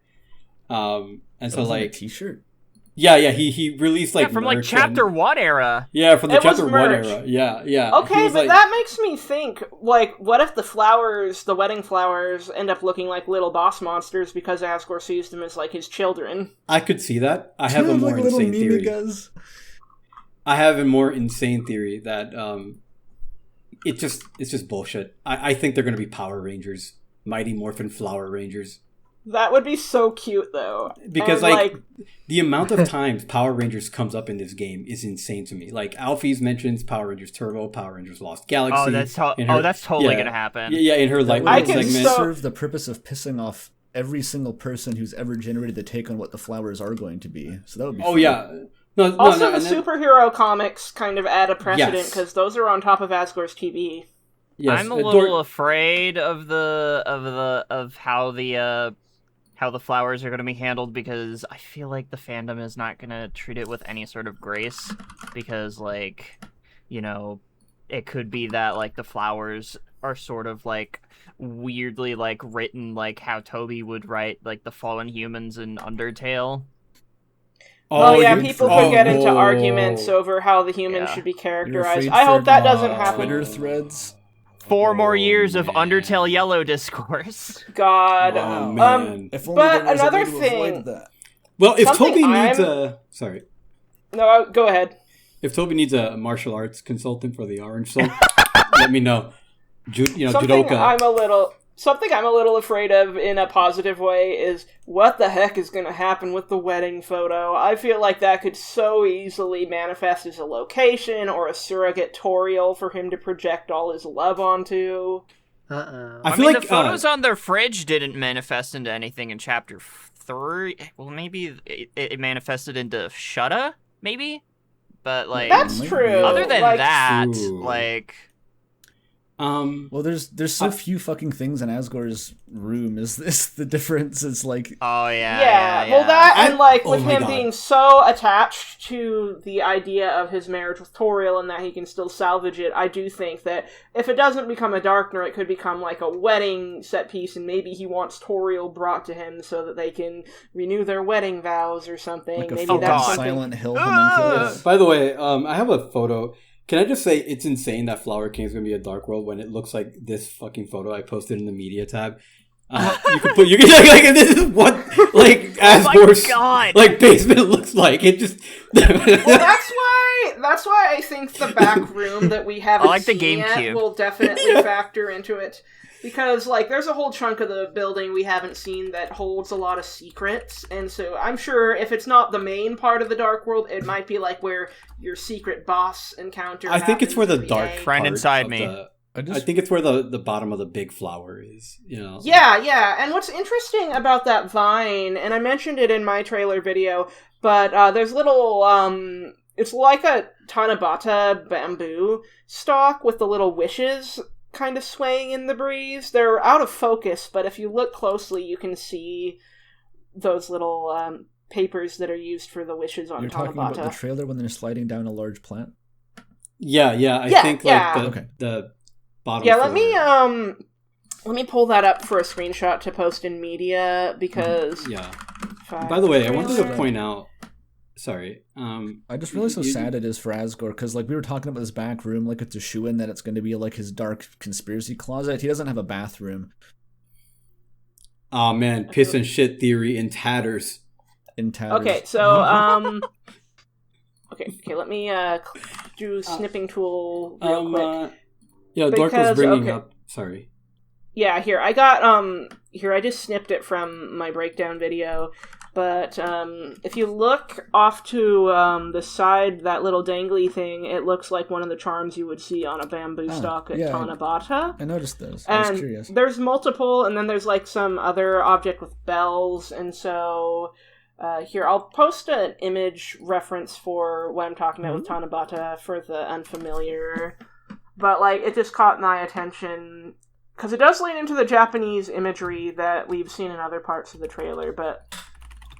At Tanabata, you write wishes down and you hang them from bamboo.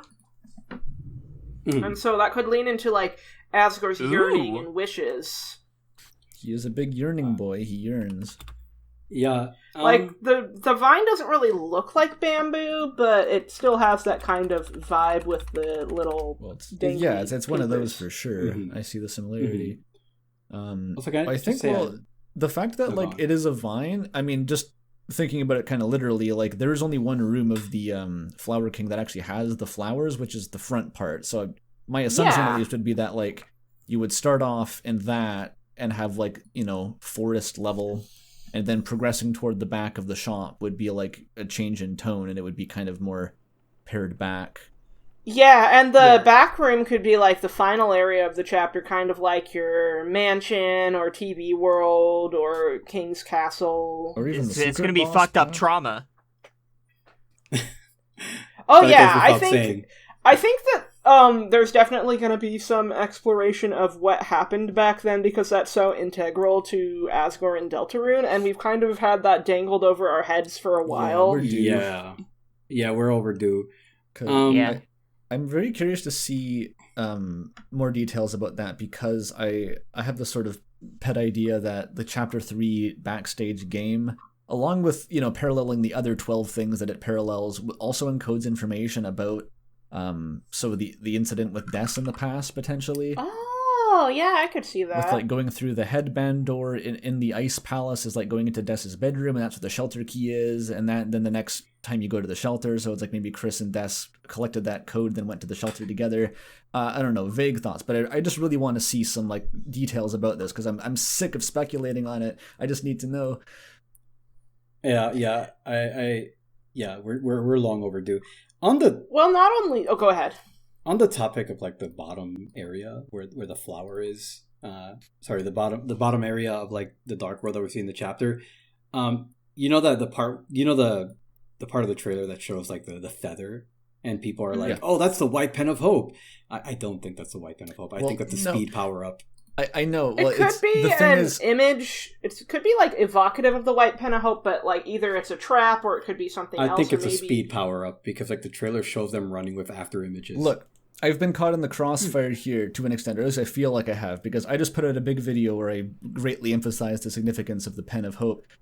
I do think that is supposed to make us think, the pen of hope. I don't think it's the pen of hope. I don't know if it's a speed power up. I don't know what the fuck it is, but like, isn't the pen of hope only mentioned in the Snowgrave route? Nope, it's a Gerson dialogue thing. It's not literal. Oh, sorry, Gerson fight. Yeah, it's metaphorical, but Susie could take it as literal in a moment of desperation. That's what I'm thinking. Because she's so desperate to change the prophecy, she might interpret it not as like a metaphor, but hey, we found the white pen of hope, I can fix this. That's so Susie quote, right? Like, hey, Gerson told me about this powerful artifact, something that's oh, there it is. I do think it would be really funny if like Susie found like what she thought was a powerful artifact and it was like a skip sandwich. Like, you just go fast. It's just you Naruto run on the water.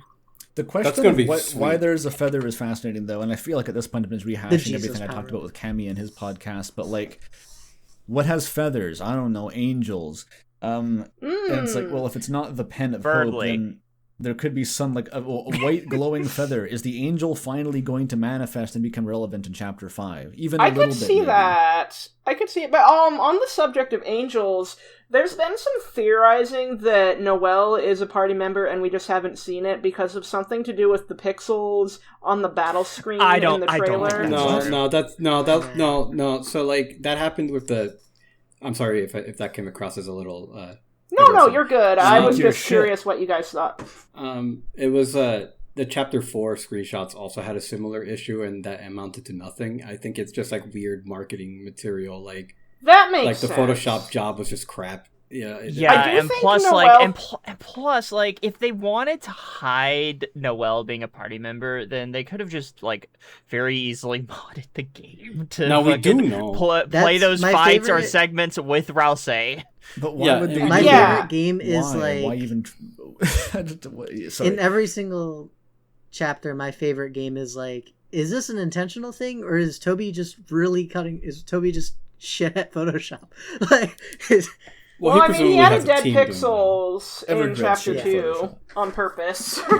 Um, But what I think with Noelle is like, it's possible she's a temporary party member, like in chapter 2 in the normal route. I think definitely in the weird route she's probably going to be a party member, because that seems like a really pivotal point of the plot breaking. Like, we already saw some weird glitchiness in chapter 4, but I could absolutely see weird route having a kind of falling out between Chris and Susie. Maybe Noelle's really concerned about... No, Susie's really concerned about how Noelle is acting, why Noelle is suddenly acting all subservient to Chris, and this just sets off a red flag, and Susie, kind of storms off to figure it out on her own.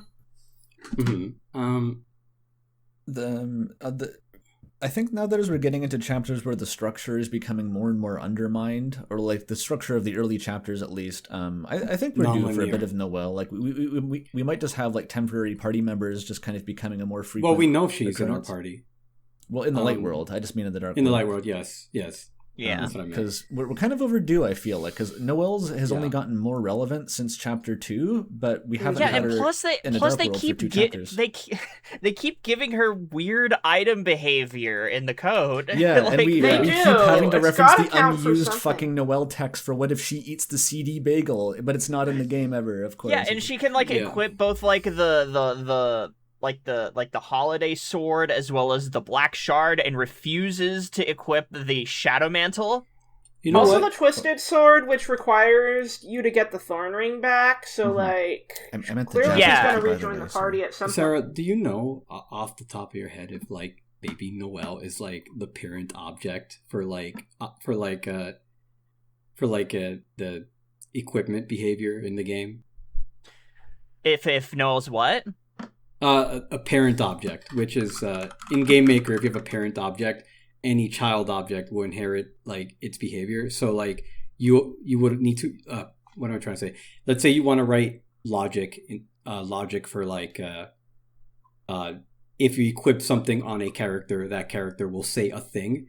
You would only have to like code it for one character and then have every other character reference that one character instead of writing the code for all of them.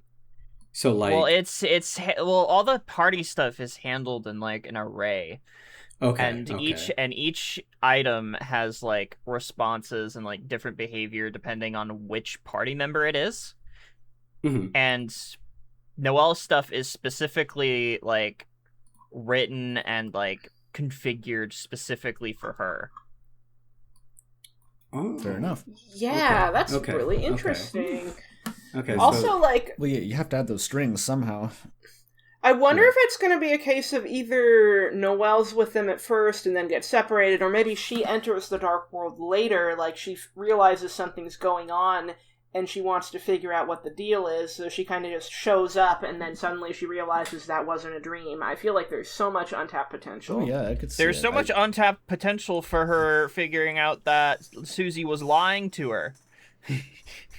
We oh man, we just need to see, like, Noelle's been primed to take agency here for so long, and like I know she's gonna do it. So just come on, get it over with. I want to see it happen. Yeah, I want Do more it. Noelle. Let her blow up at Susie.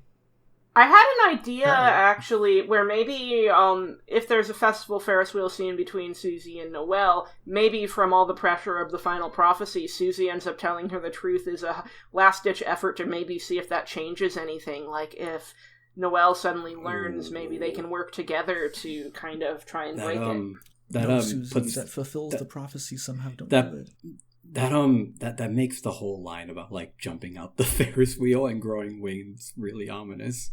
Actually true though. If that comes back and it's like, because Noelle's got all the bullshit angel connections that like I don't know what the fuck it means, but she's tied to the angel. If she actually does that would be really funny. If the chapter ended on that note, I would like be like peak cinema. Don't tell me anything else, Toby. The narrative contorts itself in such a way that Noelle's comment about jumping out of a fucking Ferris wheel and turning into a bird comes true. It's peak. That's a literary technique known as foreshortening. Foreshadowing. Okay. It's called foredarkening if it's in a dark world. But, what I'm wondering, because, like, I think we discussed this in the last Delta cast, but we toyed with the idea that maybe Chapter 5's Weird Route ending is kind of like a blue screen of death type game freeze situation, or if not Chapter 5, Weird Route Chapter 6, where, like, maybe the reason why Deltarune only has one ending is because the Weird Route does not have a proper ending. Oh. Because what supports that is that like the weird Deltarune website page that gives weird route hints, it ends at Chapter 5. There's nothing beyond it does. Well, to be fair though, Toby's kind of being clammy about 6 and 7 for the most part. Totally. What is which URL was that again? Because I just want to pull it up. It was deltarune.com/chapter 4, I think. Are we sure that isn't just because like chapters 1 to 5 were supposed to be the original release? We're not sure of anything. Okay, you click on the thing. You know what? Chapter 4 is like just a blank page for me right now. That's really weird. What is it? You're supposed to like Control A and then look at the numbers because the numbers are hidden. No, you're thinking of a different one. Okay. So I click the thingy in the middle of the page. It takes me to message, but message right now is also. Oh, I'm thinking of Chapter 5. Sorry, I just got the number wrong. Oh, okay. Okay, yeah, there we go. I think it would be awesome if like there's a follow-up and like the number 6 is just fucking humongous compared to like Chapter 5. Yeah. What I find so interesting about this page, so like the 3 is as big as the 2 despite Noelle not being involved, and then the 4 is really small and the 5 is bigger. Yeah, well, my interpretation, I don't know if there's a consensus on this. I got the feeling there kind of was. The size of the number is like the amount of the chapter that weird route type content occupies, and then whether it's white is when it's like literally the weird route, and black is when it is, metaphorically the weird route, like in Chapter 3. That makes sense to me. I think I saw a similar take in my server the other day, but I agree because like Sword Route basically is a tutorial for how to do the weird routes. Yeah. So like the consensus was the bigger the number, the more story significance the Weird Route has in that chapter. Well, and it's interesting to me because, like, if you look at it from a game design perspective, assuming someone plays Deltarune for the first time, they weren't around when the Weird Route was first discovered, and they go through the game organically, they reach the end of Chapter 4, and they want to find another ending, so they go back and replay earlier chapters trying to figure out a way to do that. The Sword Route might lead them to believe that they need to go back to Chapter 2 and use Noelle to freeze things as a way to break the prophecy, and that's just really interesting to me. The funny thing is, like, we're basically never going to know if it would work, because the game released the way it did, and now the weird route is just, like, it's so widely disseminated. Yeah, it's basically like, I'm going to do a pacifist playthrough and then a weird route playthrough, just like fucking Undertale and pacifist and genocide. If Once Upon M plays Deltarune blind like she did with Undertale a couple months ago, she may stumble into this organically. It'll happen. Her playthrough is really interesting because she ended up like having... I haven't watched the whole playthrough yet, but like her initial reaction to Sans and Papyrus is that they were both children and that Sans was a previous child Toriel had taken care of who ended up a skeleton. Oh boy. This is what happens when you... Wait, this was the Undertale days? This was their Undertale days? This playthrough was like a couple months ago, but she had no contact with the Undertale fandom. Her chat mods were like on top of spoilers, so like she got to form her theories organically, and I just think that's really awesome. I think we were touching on that earlier this week in the chat, where like I got to experience that weird period between 2013 and 2015, and there were like a few theories about Undertale floating around. Yeah, that's fascinating. I'm so curious of what those theories were like, because like, it must have been a totally different atmosphere. Yeah, so the only one I really remember was this idea that, Flowey totally started the war between humans and monsters because Asgore's staff has a flower in it. And that was the only one I really remember. But I will say, I recently found the officially endorsed Korean demo of Undertale, like a download for it, because I remembered it was on the website. Like a fan made it, and then Toby just put a download link on his website.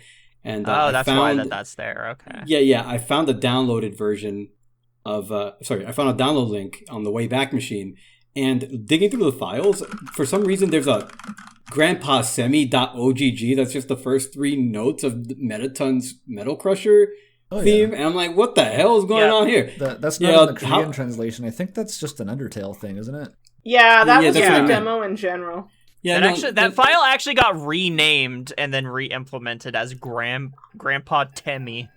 That's funny. So I remember that. I don't think it has things that like literally no one has known what it's for the last 10 years, and it's not going to change anytime soon. Yeah, no, awesome. I don't think it's any lore or anything like that. I think it's just like no one knows who the fuck Grandpa Semi is. It's a scrapped character. Yeah, I really think it's just because the timing of the demo coming up between the first demo and like the final demo, which is a weird thing to say. I think it really is just Toby did not know what to do with this character, you know? Yeah. Actually, you know what's interesting? The Undertale demo, for whatever reason, I think it might be something related to how really old Game Maker like handled things. I think the code for the demo is commented. Oh. What? Oh, interesting. I wouldn't be surprised if there's like a lot of bugs in the demo, because I think I was telling everyone in here when Andrew first came into the server, I was like, my copy of the demo when I played it did not have any music in it, just sound effects. Oh, that's really so I was like, kind of weird that the Homestuck music guy didn't put any music in his game. And so like I'm just playing this game in complete silence, and then Toriel is just staring you down at the end of the demo. So it was just really unnerving. And then I watched my friend play it over Skype at like dog shit quality, and I was like, oh, there's music? So this is tangential, like, by far, but like Undertale, Onion-san, like, what I'm wondering is what the continuation of that plot thread is going to be in Chapter 5, because they were missing in Chapter 4, and that blue Gaster follower NPC was like, don't wait, don't. The books. WD! Yeah. I really... it's hard to imagine how you'd get Onion-san interacting with the events of Chapter 5 unless you went and they just came back. If they've gone missing, if they got sucked into like a suction pipe at the bottom of the lake that leads to a dark world, and I don't know when we're going to hear from them again. I wonder if the Knight could have done something to silence Onion-san, which is a really dark possibility, but it did kind of cross my mind, like maybe Onion-san ended up knowing too much. Ooh, spooky. I don't, either Onion-san becomes a goner. I think the most like uncontroversial idea you could pose is that there is some sort of dark world connections accessible from the lake, and Onion-san fell into it and kind of got stuck there. That does tie into the water imagery that's throughout Dark Worlds. Yeah, and hey, you made a video on that, Andrew. I may have. The TLDRs that water and darkness are used synonymously by Deltarune as symbols. They're very, very similar. And ink is a form of liquid, so that still ties into it.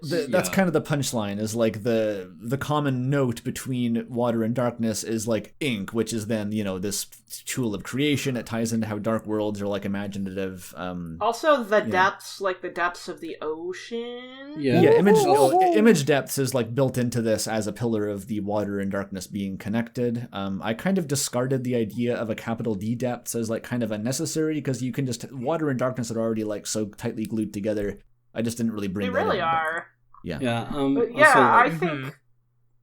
Also, like, I wonder if it'll tie into the Roaring somehow, like Onion's going missing being like a creepy clue. Yeah. Also, I was asked earlier by a friend of mine, like, what they asked me, like, what I thought about like Rousey's like floating animation. I was like, oh yeah, no, Rousey is swimming through darkness. I think that's just like supposed to underscore the water darkness connection a bit more. They needed I thought he was just a mage. No, but like look at how like he's like wobbling, while, for lack of a better word, while he's swimming, like a dolphin. While he's floating. Yeah, like he's totally he's like swimming through darkness. It's interesting because I believe like that that animation actually is briefly used in Chapter 3. Yes, when running towards the night, right? Yeah. Yeah. Interesting. It's really so funny to me that they just keep adding new shit that doesn't get backported to old chapters. It's like, Chris in gets chapter a new like he cycle. learns how to do that. It's cool. Like in chapter 1, there's the whole like thing that tells you who is being targeted that just never got forwarded. What other game can you name where the mechanics just keep changing and if they're not acknowledged as doing so, they just they keep being inconsistent because they do this really bad thing where they base the new chapters off of chapter 2's code. Yeah, and each one's a new What if- game, so they don't have to like necessarily iterate on the old stuff. It's a. What I if don't they think about it. unnerf? Yeah, and then they make a. like a tweak in like the previous chapters, and then they don't get Yeah, they have to don't get manually applied to the it's new giving ones. me shivers as a programmer. I don't want it. It's scary. That's scary. I want them to unnerf the ribbons, though. Like, legitimately, that stealth nerf annoyed me. Here's a factoid I remember from like the original like chapter 1 demo. You know that thing where like when characters talk, another character like talks right under them with like a small sprite. I don't remember that being in like the very first survey program. I think that was No, added it in was. after. No, it It was. was? It was in there. Okay. Yeah. Okay, yeah, so I it was. totally missed it then. Yeah. You know what Okay. confused Because me? it was is used they like didn't bring... twice. What Yeah. Like, at the confuses me very is they end. didn't use the tiny portraits mechanic in Chapter 3 and 4 for certain characters that could have benefited from the tiny portraits mechanic. Yeah. Why did El That's Nino very and La weird, Nino 'cause he not forgot. have like character portraits? It's so weird to me. I don't know. It's. I don't want to disparage Toby as a programmer, but he seems a bit slapdash, and he comes up with he's not- features, then forgets about them later, and then he remembers them later, and then it just kind of vibes. I don't think Well, he's now actually it's like doing a any of the team programming of now. developers, and he's not like primarily Yeah. developing the game. In fact, he literally said like the only thing that he really did was the climbing mechanic in chapter 4. But you know what? But you he's know what? I've been scripting it learning still. Godot. I've been learning Godot, and like I'm with Toby on this one. Just like if Also- it works, it works. Yeah. Also, I could go on a whole tangent about how much the development team absolutely could not get a grasp on the half-finished port job of Undertale's like stat mechanics, and Oh, how boy. that like really fucked with Chapter 4's weird route. Wait a minute. They bothered bringing over the Undertale stats, which already don't fucking do anything? Yeah, but it was the incomplete. They've been working with the incomplete ones from Chapter 1 this whole time, and like because they decided to involve like the Light World armor into the story, which doesn't even have a change armor function ported over. They had That's to do really funny. They had to do some weird workaround bullshit, and then Wasn't it came like- to bite them in the ass in Chapter 4 because I guess they weren't very familiar with those functions, so they accidentally put the bandage into your inventory. And because the heal function is bugged, whenever you use it, it causes a slot in the Dark World inventory to be replaced with a glitch item. That's really funny. That's funny. Rad. That's funny. And That's they like, said, and in the most recent patch, they said, "Oh, they fixed it." They didn't actually fix it. What they did was they fixed the Chapter 3 to 4 conversion function for Weird Route. if it works, it works. You know, like that. They didn't actually image of fix guy the with bandage dynamite. bug because it still only heals one. It doesn't play the heal sound, and it still replaces a slot in your Dark World inventory. It's so funny to picture these programmers just like struggling for their lives against Toby's imported technical debt from Undertale. It's awesome. I mean, again, after learning GD script, I'm with Toby on this one. Like, if your bullshit works, just make it work. I'm a big fan of, being like a caveman and going, if not music, play music. Well, there's the thing. If it's simple and it works, then it works. But if it doesn't work, that's when it's the problem. And oftentimes, by making things that don't work, they don't work. You gotta avoid the complexity demons.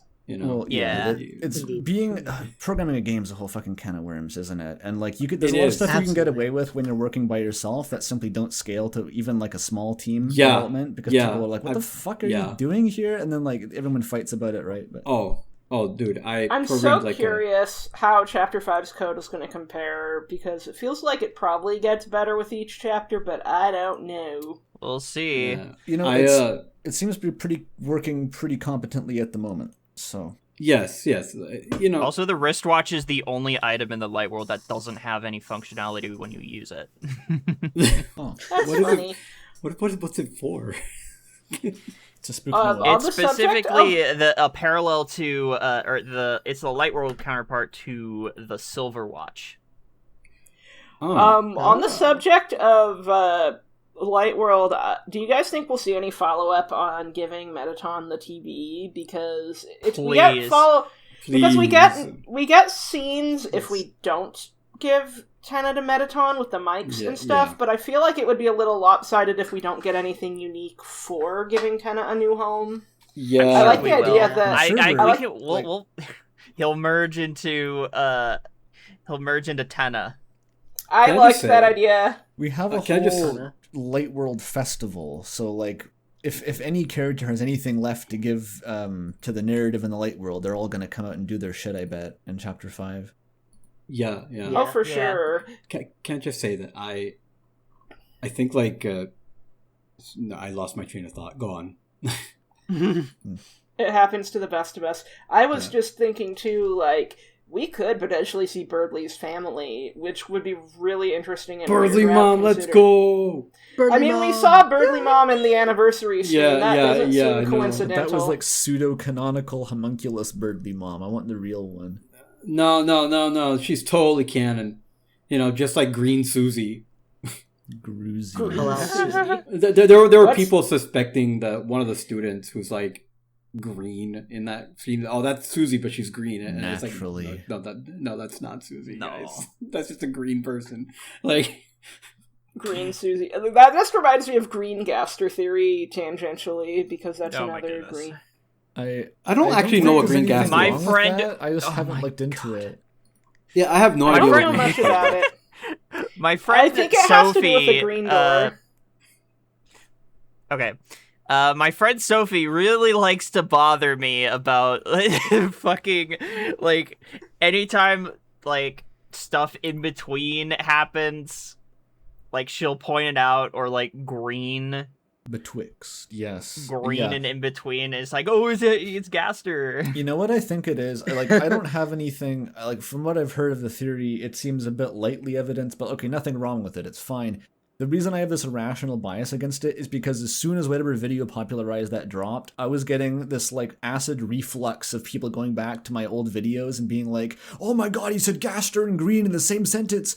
And there's just like dozens and dozens of these. Like, on my Gaster motif right. I make the Gaster UI green for no particular reason. And everyone's like, oh yeah, green, he predicted it. He knew. You're psychic, Andrew. You're psychic. You're like, that's so Raven for like theorists, you know? Well, point A, the idea, the association between Gaster and green predates whatever video canonized that. Like back when device theory was coming out, I remember that came up in one of Molly's comment response streams, the battle box is green. It's a thing, okay. God, speaking of that, I hate that it looks like a COBOL interface.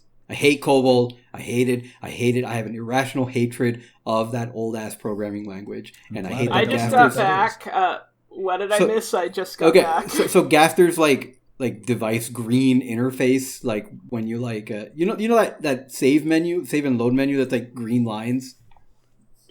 Yeah, like the chapter, chapter 1 before beating it. Yeah. So that's meant to evoke an interface programmed in COBOL, which is an old programming language from the 1980s. I hate it because as part of my previous job, I had to like manage a database, made in COBOL, and it was a fucking nightmare. You can't just like do things like a normal person. You have to like do it in extremely precise ways, or it beeps at you with the most shrill bells. Anyway, that's a tangent. I'm sorry, I hate some COBOL. Fuck ass like functional programming language. A lot of this sounds old as hell. Yeah, it's so old that we have to run it in an IBM emulator. Yeah, that's about right. Yeah. That's about right. And by the way, most of the world still runs on it. Airlines, they still use COBOL. The government, That's crazy. Nuclear missiles, still on COBOL. And there's some stuff still using Fortran. I mean, like, yeah, they just don't update it. Yeah, anyway, that was a tangent. I'm sorry. You were saying about Green Gaster? He's green and in between. He's green in between. He's Someone was green saying- because he has ghost powers like Danny Phantom. Well, yeah, just like it was a thing, and then it was. I don't even know what one particular video made it take off, but since then it's just become like not only a theory. Oh, it was but a Spooky meme. Dude. Spooky It's Dude. I think Spooky it Dude was the 6-7 anniversary. theory. Yes, that's what it was. Yes. So thanks for that. You should go up to him and like say that. Just be like, yo, you know. I mean, he uses the thanks, word that I man. could, but Yeah. It's curious, like, the deal with Gaster, like, did he have a normal presence in Deltarune's world, or what? Because, like, the shelter is so Gaster-coded, and yet we know Carol, like, maintains and manages it, so what's up with that? How long has it been there? Does it precede Carol's tenure as mayor? Has it always been there? It's super confusing because, like, we do know that Gaster at one point had a normal presence in Undertale, and there hasn't been any sort of evidence citing that for his Deltarune counterpart. Yeah. Yeah, it's really weird. So, Gaster is really weird is a good summary. Interestingly, Yeah, interestingly, that's accurate. So I wanted to find a good time to bring this up. I think now it's a good time to bring it up. So Gaster, even though we don't know his deal, I highly recommend like every Deltarune theorist watch the 2003 anime Princess Tutu. Tutu, yes! It is the most Deltarune anime I have ever watched in my life. Like the first 5 minutes hits you with their Gaster equivalent. It's a guy named Drosselmeyer. And Yes, absolutely. he occupies the exact same niche that Gaster does. And the entire story, the entire meta-narrative of Princess Tutu, by the time I finished watching that show, I was like, damn, they animated Toby's Fever Dream like 10 years before he had it. And like I'm not exaggerating. Like I think this is mandatory homework for Deltarune theorists at this point. You gotta watch Princess Tutu. It'll And like play Moon Remix RPG Adventure because that's such an influential game. Well, Yeah. Okay, I haven't seen this. I can't really engage in this discussion. But like, what meta narrative does it imply in this Princess Tutu show? The idea of predestination and stories and like having a preset path for the characters versus the characters writing their own so the story. central thesis of the show is summed up by one line that a character says, which is, may those who accept their fate find happiness, may those who defy it find glory. That's And fun. Yeah. You know, there's another movie like that about a character that defies their own path and forms their own path. It's called Clyde with a Chance of Meatballs. It's a pretty good movie. Yes, Oh my I remember gosh. this one. Yes.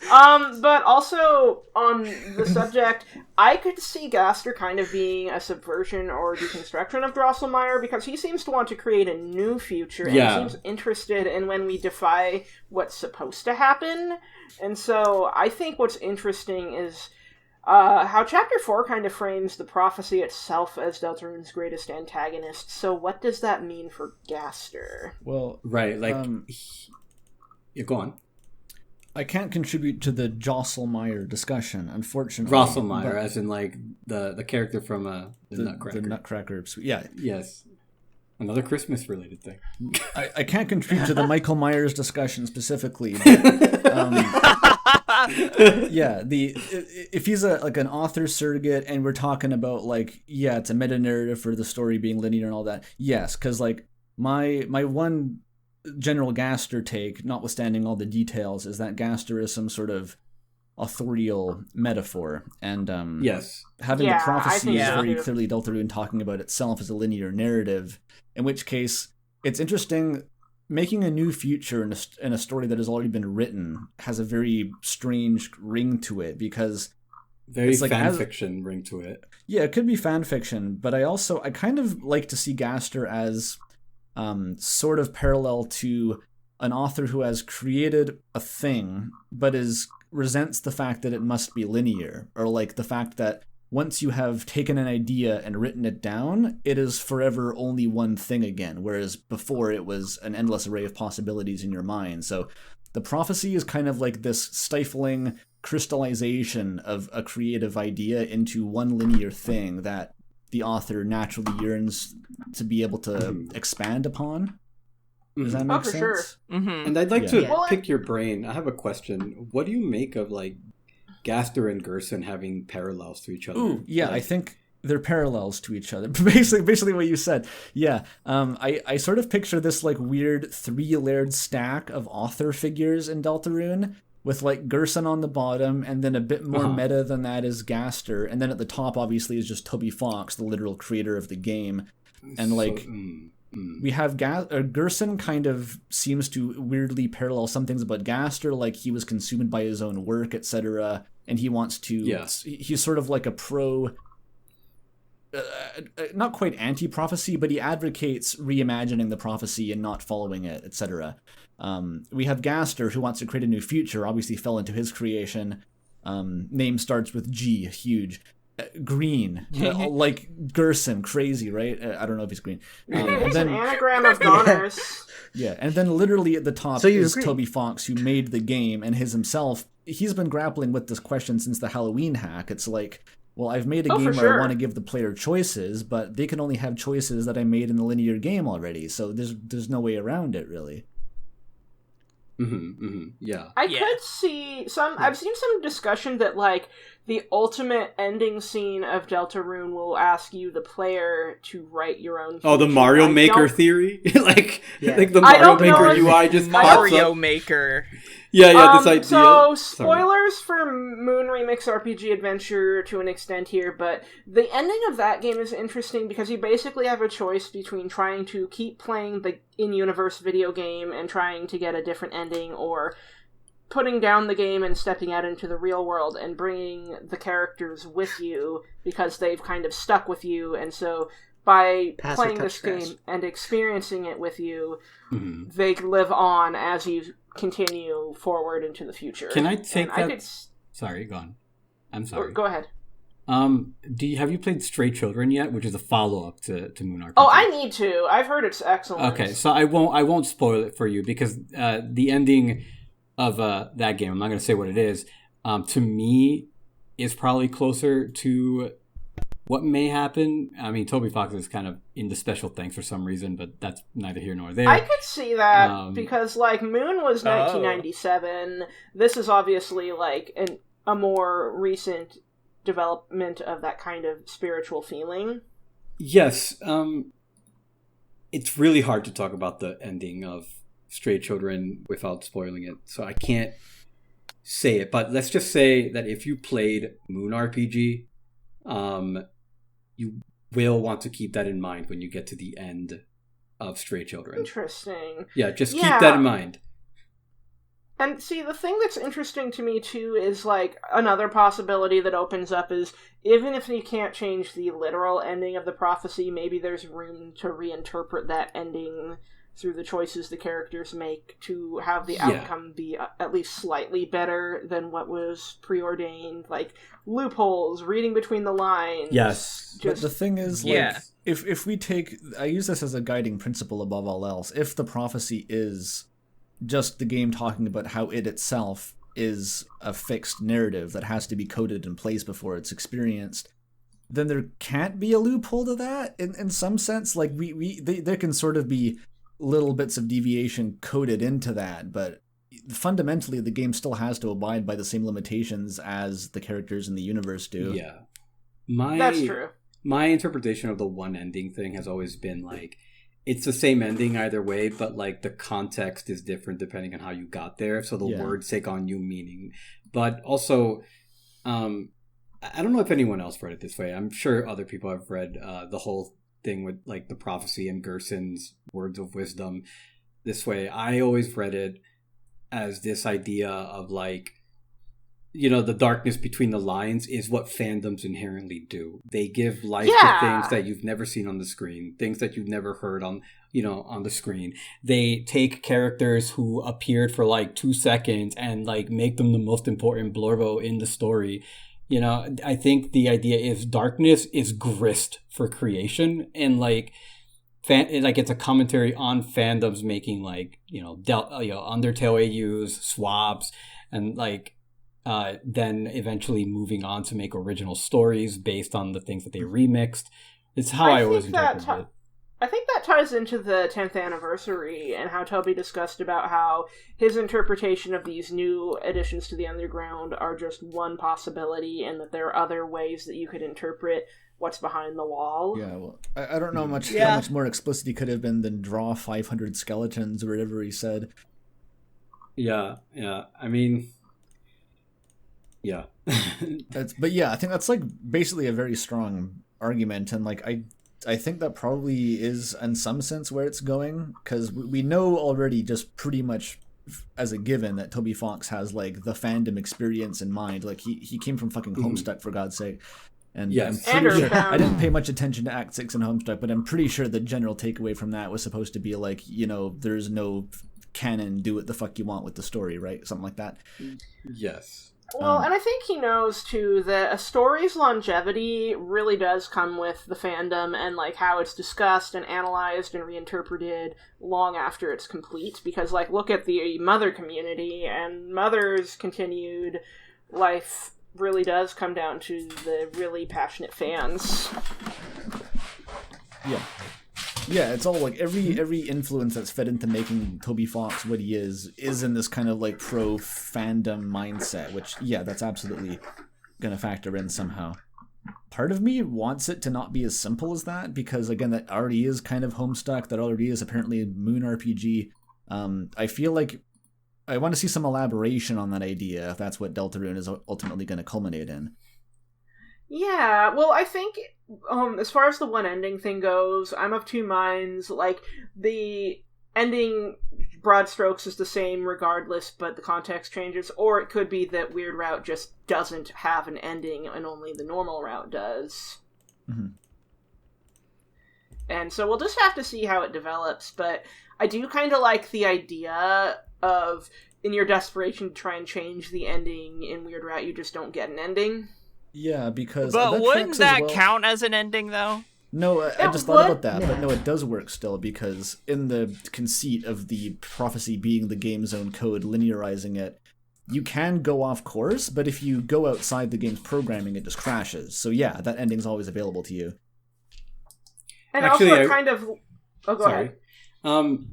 To loop back around to my friend Black Chestnut, he made a video with a very infamous thumbnail with Noel getting crucified. The Noel's Jesus video. But in that video, he does make the argument that like potentially the ending of the Weird Route is a soft lock, because everything's frozen. That's what I was thinking too. That would make sense. Mm-hmm. Yeah. I was thinking a soft lock, or like a game crash, or like a blue screen of death. But those are all kind of synonymous. Yeah. But I like the idea of like maybe she does Snowgrave on this really large scale, where like the entire world is frozen. Yeah, honestly, people sleeping on my boy. You know, he's got some good ideas.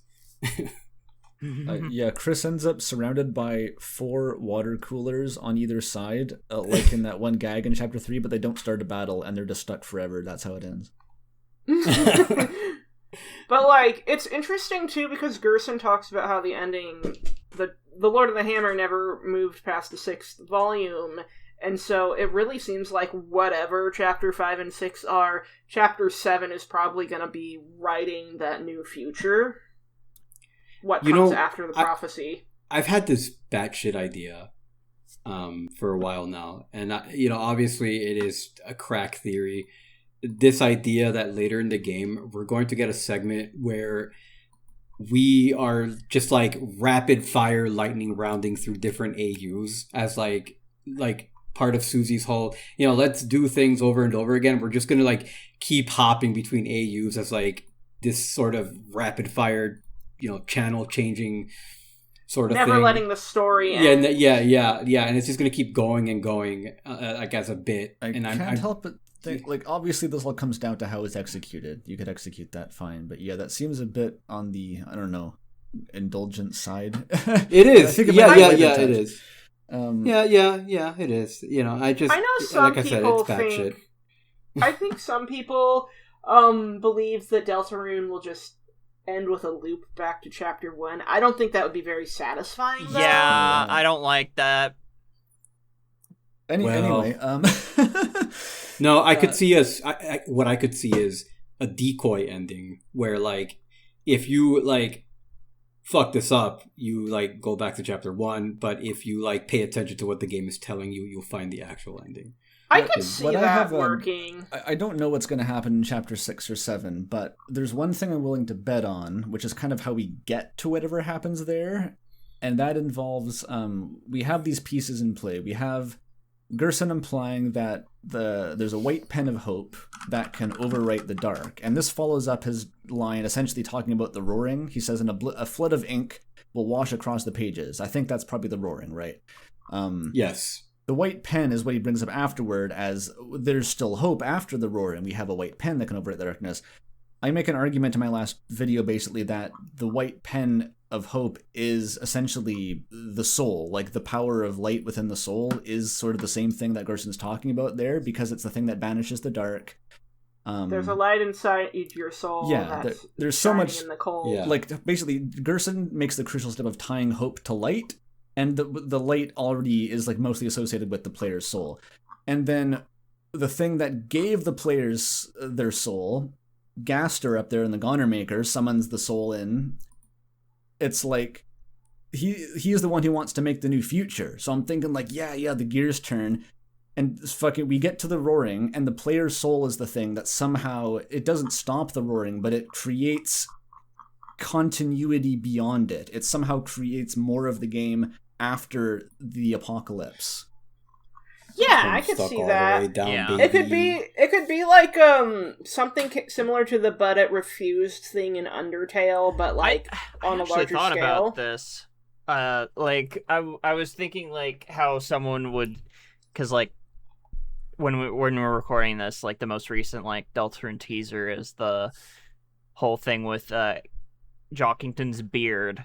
And I saw a lot of people being like, "Oh, shave it off! You'll be able to like defy the prophecy." And it's like, that's not going to defy the prophecy. It already happened. He already grew He's it. still grew the beard. The most you can really do is mitigate the aftermath of that. Same thing with Tenna, actually. That's Because true, because Tenna Tenna still got got fucking cleaved. sliced, got cleaved, but it did end up being healed up in the best route. Yeah, like there's possibilities that after the tragedy strikes, you can still recover in some way, make things good again. Yeah. Oh, I see. Tragedy never lasts. And that, Rain Yeah. always gives way to sun at some point. and that even ties into the end of the prophecy with the roaring itself, is what you're saying. I gotcha. Yeah, there See, is to save the worlds. There is only one way. One way. Also, what I'm interested into is, so Chapter 6, Shelter 6, Gaster, I feel like what my current guess is, so Chapter 5 ends with the roaring starting. I think everyone's going to go into the shelter, and that's where we finally get our shelter lore and maybe some big answers. And then something about the shelter kind of gives way for the possibility of Chapter 7, like whether it's defying the seemingly doom and gloom ending or something else. I have no idea, and I'm happy with that. I really enjoy not being able to picture what the fuck any of this looks like. Just knowing that it's going to happen, it's a unique feeling. It's going to be awesome no matter what. Also, I want to like. I really you- like the idea of a falling out between Chris and Susie at the end of Chapter 5 and Yes. Chapter 6 in, like, the shelter. They try to, like, by that point, like, I think Chris would have, like, potentially, like, fallen out of the whole, like, plan with Carol or whatever. And then, like, Chris and Susie have, like, they rekindle, and they're stronger than ever. That doesn't Yeah, leave I a do ton of think- time that. between figuring out what the plan with Carol even was to it breaking down, but yeah, possible.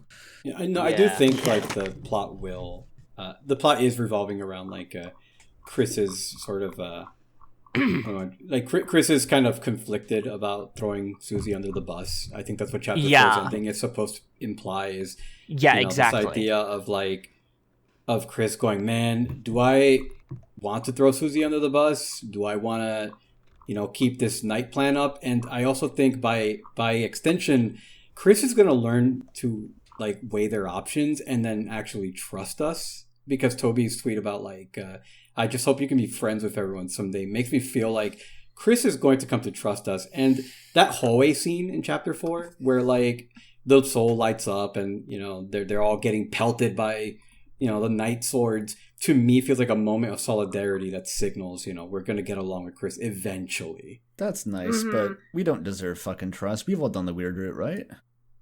I think that's okay. so Maybe you I am never. I did it in chapter 2, but like that's it. Like I I've haven't watched watched it it in chapter 3 and 4, and I'm never gonna do it ever. If there's again. I've one only thing watched that the bugs Weird me Route. about the whole discourse, I don't know why there's discourse around this, but I have to use the term about like whether Chris will like the soul or not. I just don't think we deserve trust, because even in Undertale, that was always the thing with that I really liked about Sans, and his implicit relationship with whatever his idea of the player was is like, well, maybe you're good and maybe you're bad, but like there's always the gun to his head. We have the power to fuck up his life, and there's nothing you can ever do about it. And that's what we are to Chris. Yes, but either way, Chris will have to weigh their options. Either like work with us to make sure that no one gets fucked, or like keep doing what they're doing. I think that's kind of like where the story is heading.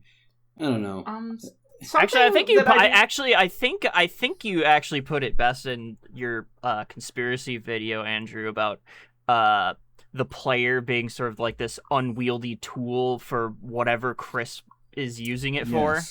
Yeah, I guess sure. I kind of hope you never lose that adversarial edge. Because I think it's much more interesting to have a protagonist who kind of hates you but knows that you're helpful and you need to work together somehow. No, I agree. Yeah. I agree. I feel like if the edge goes away, maybe near the very end, but I like the idea of there still being friction. But what I was going to say is, like, there's been some debate on whether Susie will be, like, irreparably furious with Chris when she finds out what's been going on with them. But I do think it is worth noting that she did forgive Ralsei after he told the truth. Oh, yeah. So I think there is room for Susie to be understanding, but I do think she'll initially have a really strong reaction because she has big emotion. That's her MO. She and also, blows up and then she slowly gets over it.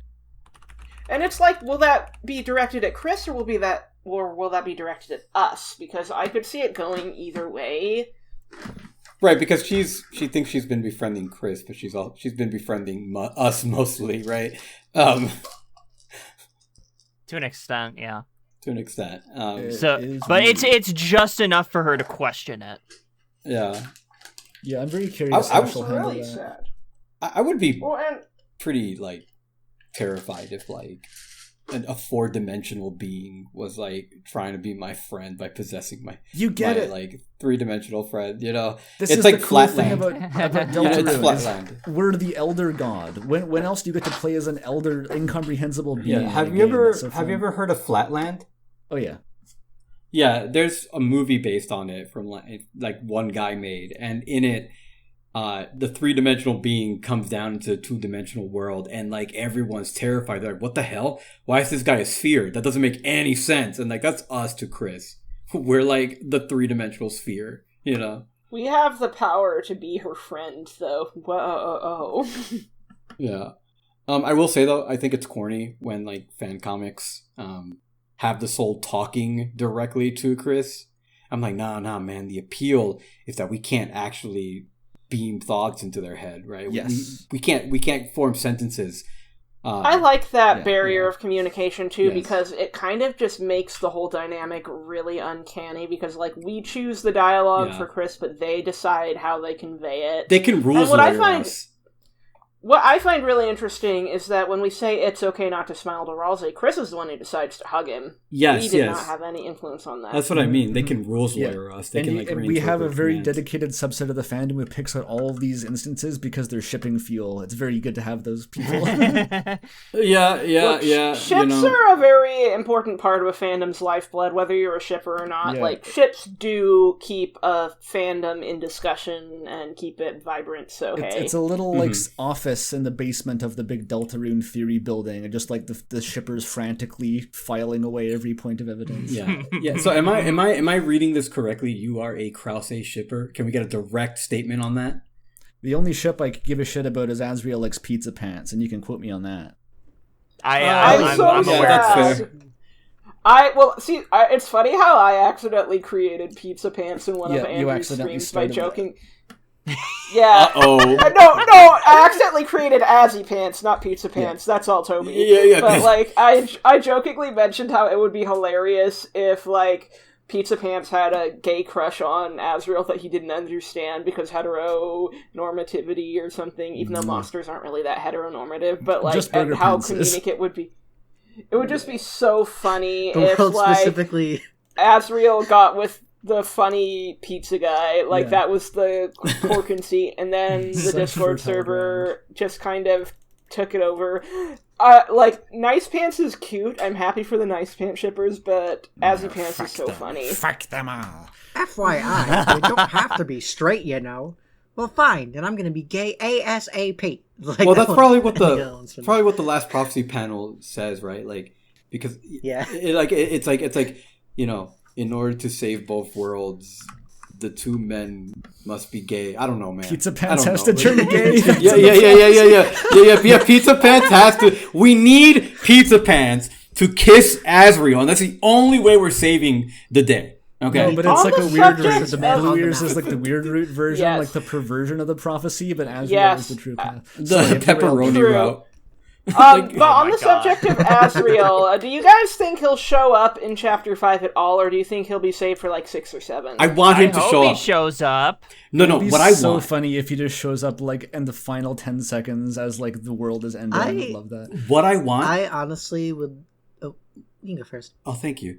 What I want is for Azriel to knock on the door and be like, "Hey, Chris, it's me, your brother, Azriel Dreamer." Oh yeah. That would be so good. With the- With the super dramatic type sound. Yeah. Anyway, Azriel walks into Flower King to see what's going on. What the heck is all of this? He just kind of stands and stares. I am generally happy though that this next chapter is gonna be like a festival for I assume the Light World, because I do like the Light World characters, and I feel like the last 2 chapters we were kind of like Dark World focused. So it's like, okay, we could see these guys a little bit more and see what they're up love to. the Light Chapter World. 4 was pretty Light World focused. Chapter 3 It was too, though yes, it was was too. entirely in the Dark World, which led to But that's okay. the That's class okay for that having unused dialogue. Yeah. The fact That bit about Undyne in the shelter, though, that is terrifying. weirdy. Yeah. Yep. We're making sushi, Fish on ice. Frozen in ice. frozen in ice. Yeah. I was frozen today. Oh, I was Suppose- gonna say, related to the Chris dialogue stuff, do we I'm curious how we feel about the idea that the choices that are available to the player are derived from whatever is the player's perspective, that being in most cases being Chris. I And think like all the bad options are like their intrusive thoughts. Well, I I could didn't see write them. that. I think we're limited to whatever Chris has on their mind. I think that's probably the most straightforward interpretation. It seems to me like a bit of an angels dancing on the head of a pin situation where, like, I don't know what it exactly means one I way have or the never other. heard of this Like, phrase. either it's, I guess it implies, like, what we're quibbling over whether Chris would have a thought that was the thing but not act on it, or whether Chris would just not have that thought. It seems a bit finicky to me, I don't know. No, because I think like as the game progresses, we start to get more like options that feel like the thing Chris would say, like banging sermon, my man. Yes, that was so good. To quote Penny Snapcube, Yes, her playthrough very... where she's like banging sermon, my man. I love. I that need to voice. watch her playthrough. It's a perfect line. But actually, her all that playthrough is like the ideal playthrough of like a casual player because like nice. She's just full of whimsy and like happiness. Yeah. Like she's like laughing at everything too. Yeah. That's so good. Yeah. One thing I was going to say is on that subject, isn't it interesting how Chris seems to gain more, like, agency with each chapter? Because, like, Chapter 2 had more, like, distinct characterization for Chris and cutscenes than Chapter 1. They had more distinct reactions via dialogue choices. And then Chapters 3 and 4 just built off of that. And it feels like Chris is just gradually getting more independence. It seems kind of like they're getting... It's like Toby is, like, learning from the mistakes made with Frisk and that whole like twist, so it's like, oh, I need to actually make I need to make the player character into like a proper established character, and rather than be like basically like a player insert until the end. Well, I'll extend Toby the benefit of the doubt and assume that was always the plan, but to me it feels like Chris is getting just more jaded regarding their role in all of this. Like, it's funny to imagine at first they're like, I'm this important vessel for this weird god, and I have to contain it, and it's really like I have to let it do because the prophecy said so, and I promised death or some shit. And then by chapter 4, they're just like, fuck this thing, go in the box, I'm gonna go do my phone call, don't move. It's like, they're getting bolder about defying the soul. God, at the start, it's like let me have like Susie's like snack on the ground, like a fucking like. I don't want to be a magical fucking like grass mower. Yeah, in chapter 4, I just want to. Oh, sorry. Go on. I just want to eat Doritos and play on my PS2. Yeah, in chapter 4, I love when you look at the cage while Susie is there. And Susie's like, I don't like the way you're nodding when I said you must have a bird or something. The image of Chris just like nodding about comparing the soul to the bird and going, Yeah, that shit always gets me. I can imagine them like squinting their eyes while nodding their head like, yeah. They're doing it like, in Invincible when like he's talking to his like dad Omni-Man at the very beginning. He's like, like that's how I imagine Chris doing it. Yeah, you heard of blackbirds? This one's a red bird. It's very red. It's a robin, robin. yeah, like one of those. Yeah, very funny. Susie is... she's put in the player's position of seeing Chris's bedroom and being like, what the fuck is the bloodstained birdcage corner for? It's so funny to me that, like, Toriel didn't think much of it. Like, it implies that Toriel doesn't understand blood as much as No, don't Susie, bring up blood lore. really... We'll never stop talking about it. No. I love in your latest video where, like, you showed a screenshot of, like, that kid in chapter 1 talking about what's it like being made of blood. It's like a scream. I just think Susie may have been from a city that had more humans than monsters. But no, then you're implying that monsters don't have blood, and that's a contested territory. Please, we can't go back. Yeah. I will say though, my read on Susie's character. I don't know if anyone else had this read though. I think it's the most intuitive one though, which is that Susie's a foster care kid going through the system. Because like, yeah, I kind of have that. If you think because I didn't consider that. Yeah, because if you think about the fact that she was moving around, right? People usually only move around for two reasons. One is like if their parents are moving for work, and usually that kind of person is moving. It usually has like a high income job, right? They have like a specialized like college degree job that would require them to move. So the only other explanation is that she's a foster care kid moving through the system, and that like tracks with everything else we know about her. That or her being a runaway, or both even. Like, I think foster makes a lot of sense. We don't know who her parental figure is. Yeah, like foster care isn't the only other explanation, but it would be one. She doesn't seem to have a healthy relationship with parental figures, though, because the way she pretends she's going to call home and then she doesn't, as well as her strong reaction to drunk Toriel, makes me think that she's seen alcoholic adults in that kind of home environment and has trauma. Yeah. Totally. Yeah, for sure. Totally. And you'd think if she was in foster care, she'd at least be getting fed occasionally. So. Yeah. You'd hope. You would hope. It's probably more likely to have abusive parents than you need more moving parts for an abusive foster care system anyway. I'm not going to get too deep into it, but anyway, all these options are on the table. Indeed. Trying to think of like things that are worth covering that we haven't already. The knives, the bullet pattern knives in the trailer. People are. Okay, people kind of have been freaking out over that. I'm just of the opinion that, like, yeah, it is definitely going to be the 7 flowers from the wedding that are Darkners. But why are they doing that's that? my gut Why do they have the reflected... knife attack from Undertale? It's a reference. $1 million question. My theory is that the final main boss of the chapter is the flowers. Like, if Asgore's convinced to let them sail the fountain and go home, maybe the flowers don't like that because they don't want to be left excellent. behind. But why do they do the knife attack from Undertale? Because $1 million parallels question. between the souls and the flowers, and it's just like some funny meta hee but there's probably some. No, I don't like it. I don't like like it. we talked And because like there's we literally talked earlier about how like the flowers could reflect like the fallen humans from Undertale, and those attacks from Omega Flowey came specifically from those souls. Yes. Yep. Yeah. So why are they in Asgore's flower shop now? We don't have Yeah, fallen humans. it's That's the point I'm magic. making. I'm drilling down into the point because we do not have an equivalent in Deltarune to the fallen human who was the knife-holding little toddler or whatever in Undertale. We just don't have that. To be So fair, because the worn dagger in Undertale is used for cutting vines. Yeah, but It that could be wasn't used the for soul it was maintaining using. gardens. We have a I parallel know, for I'm a just- reason. So where are the knives coming from? We have the knife character as Chris, and that's the only source of knives we have currently. I know there's people. I saw a believe, theory. that it's a fight between Chris and the Soul, which is interesting because Chris is the only person I on don't screen. I don't think agree. It's gonna be that. I don't know because if of the I perspective agree or of the disagree, fight. but that is where I am led to by considering where else would the knives come from. Why? Because we've experienced Undertale. Is that why?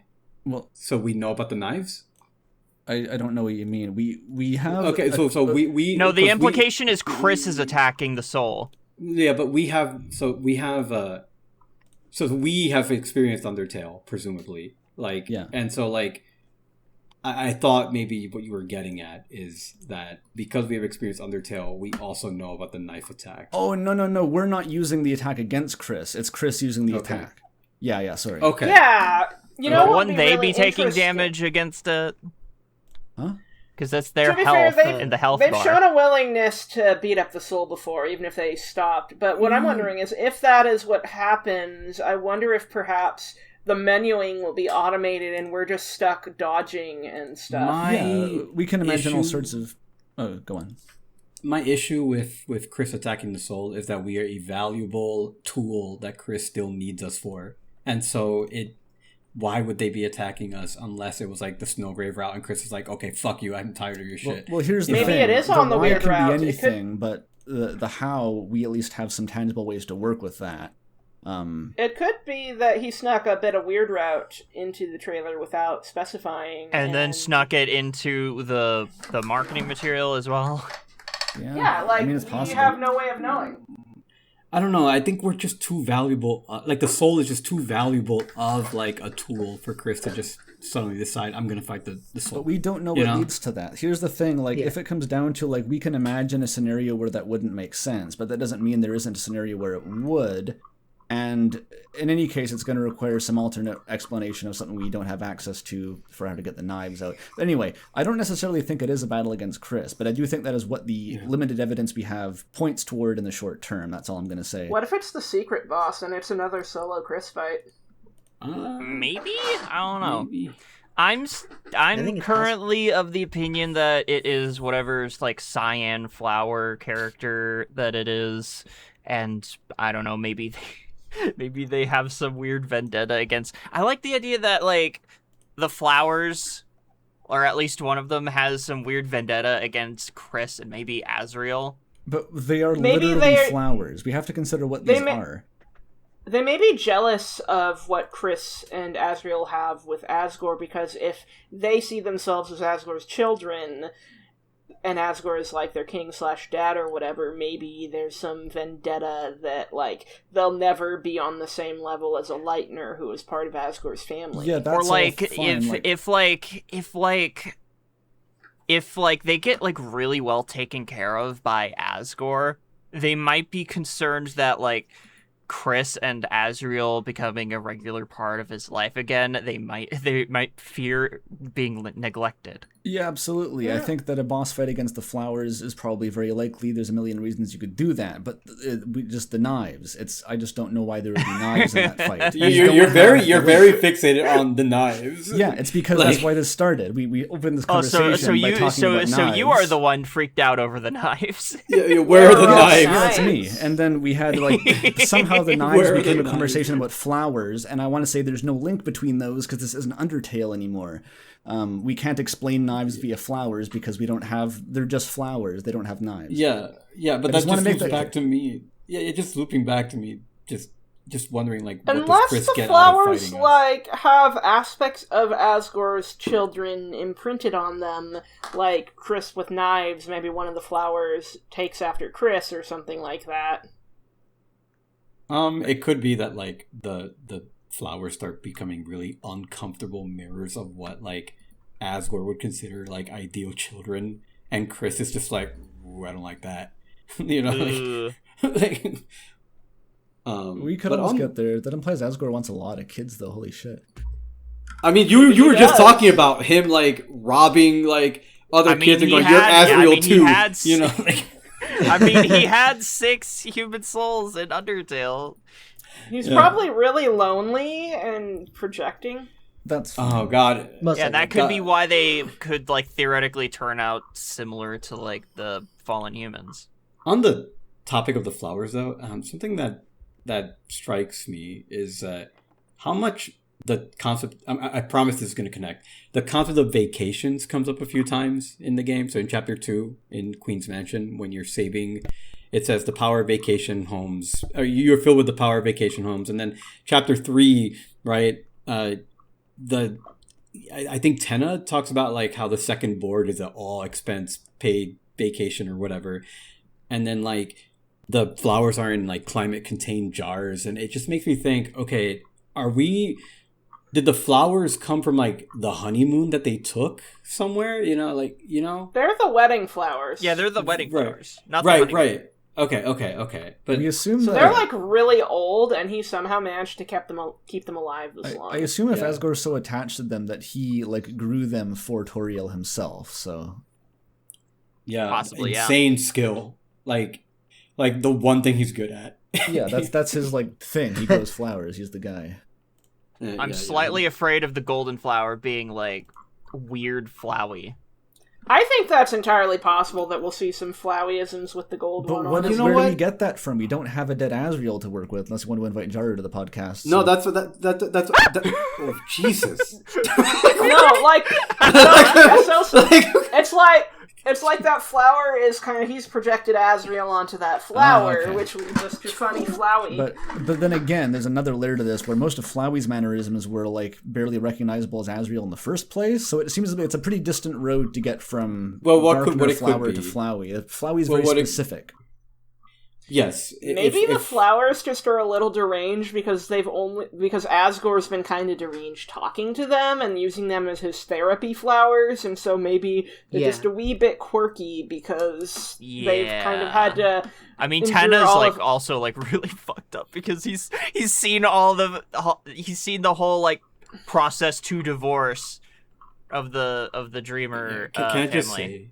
Can I just say that? I bet the flowers resent the divorce too because, like, they were a symbol of the love and the marriage, and now they're, like Asgore, kind of left behind, and so I could see them kind of enabling each other in a really interesting way where, like, they want to encourage Asgore to follow all these vices and this desire to reclaim what he's lost. If we're just talking pure speculation on what the role the flowers are going to serve, I could see him in that role of kind of like a sycophantic court to the Flower King. Like, they're all just like Asgore's yes men who are kind of keeping him in his delusions. I'm still holding strong for Flower Rangers. I'm sorry. I gotta be that guy. I gotta be that. Either that or Magical Girls. You know, I'll take both. Yeah, it's fine. Magical Flower Ranger Girls. Yeah, let's go. Yes! Baby. Let's go, baby. That'll go hard. To be clear, I'm just having fun. I'm not like dead ass saying, "Oh, they're gonna be Power Rangers." You know, like I could see them It'd be leaning cool. into tokusatsu though, just to lean into the whole Japanese media aesthetic. Yeah. yeah. We've got plenty. Can we have the guy from that one that like is like the sink guy and he laughs and he like turns his faucet on and he just spits out water. I forget what that's from, but I thought it was funny. Don't know that What's one. that from? I don't know that one. Yeah. Dang, I gotta find it. I don't. I don't know. I don't know. Like, superheroes have to come up, right? Because of how many times it gets associated with Asgore. Yeah, the comics on his TV are probably the most blatant example because they're like literally right there in his living space. I once had a theory, and it's probably like dead now, but like that Carol is kind of like Hometown's Batman. Like I was the person who started that. The idea was, you know, she's rich, she lives in a manor, you know, she is the reason why there's no crime. So She like can fight. and then like chapter 2 There's also the stuff with the wet-nosed bandits. Yes, and like chapter 2, we see Queen like is driving her car and she like puts up like the Queen signal and it looks a lot like the bat signal. And so like I thought maybe what if Carol is just like Hometown's Batman? And then I went down like a rabbit hole. I went even like crazier. I was like, did you know 6-degree black belts in judo also get a red and white candy cane colored belt? I'm just putting that one out there. Oh You know, my like God. But that means we could see a Dark World Carol who's like rocking ridiculous superhero costume if she's not the knight. yeah. I mean, That would be very funny. I mean, and maybe she's not, you know, a superhero, but like, I don't know. That's how I read it. Like when we only had the first 2 chapters. And she comes you know, at us looking like Lady Butterfly from Sekiro. That would be sick. that would be pretty cool. I also like to take it further. Like, it'd be funny to imagine that like Asgore is Carol's Batman or Robin, you know, and that's his other hobby is being a superhero. No, his other like quote unquote hobby that everyone is talking hush hush about is that he's like a failed superhero. So this is what being an unemployed cop is. You're Batman's sidekick. Yeah. I mean, I don't know. Oh God.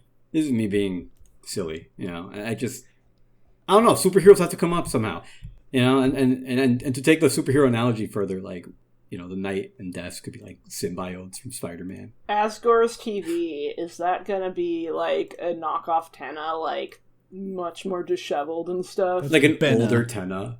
I swear to God, I heard it's gonna tie into fucking like have like friend inside me sort of vibes. I was gonna say, I heard the theories about it being like the cowboy, and I'm like, I would like the cowboy, but I feel like if it doesn't appear here, it's probably too late. Because there are westerns Like- being watched on the TV.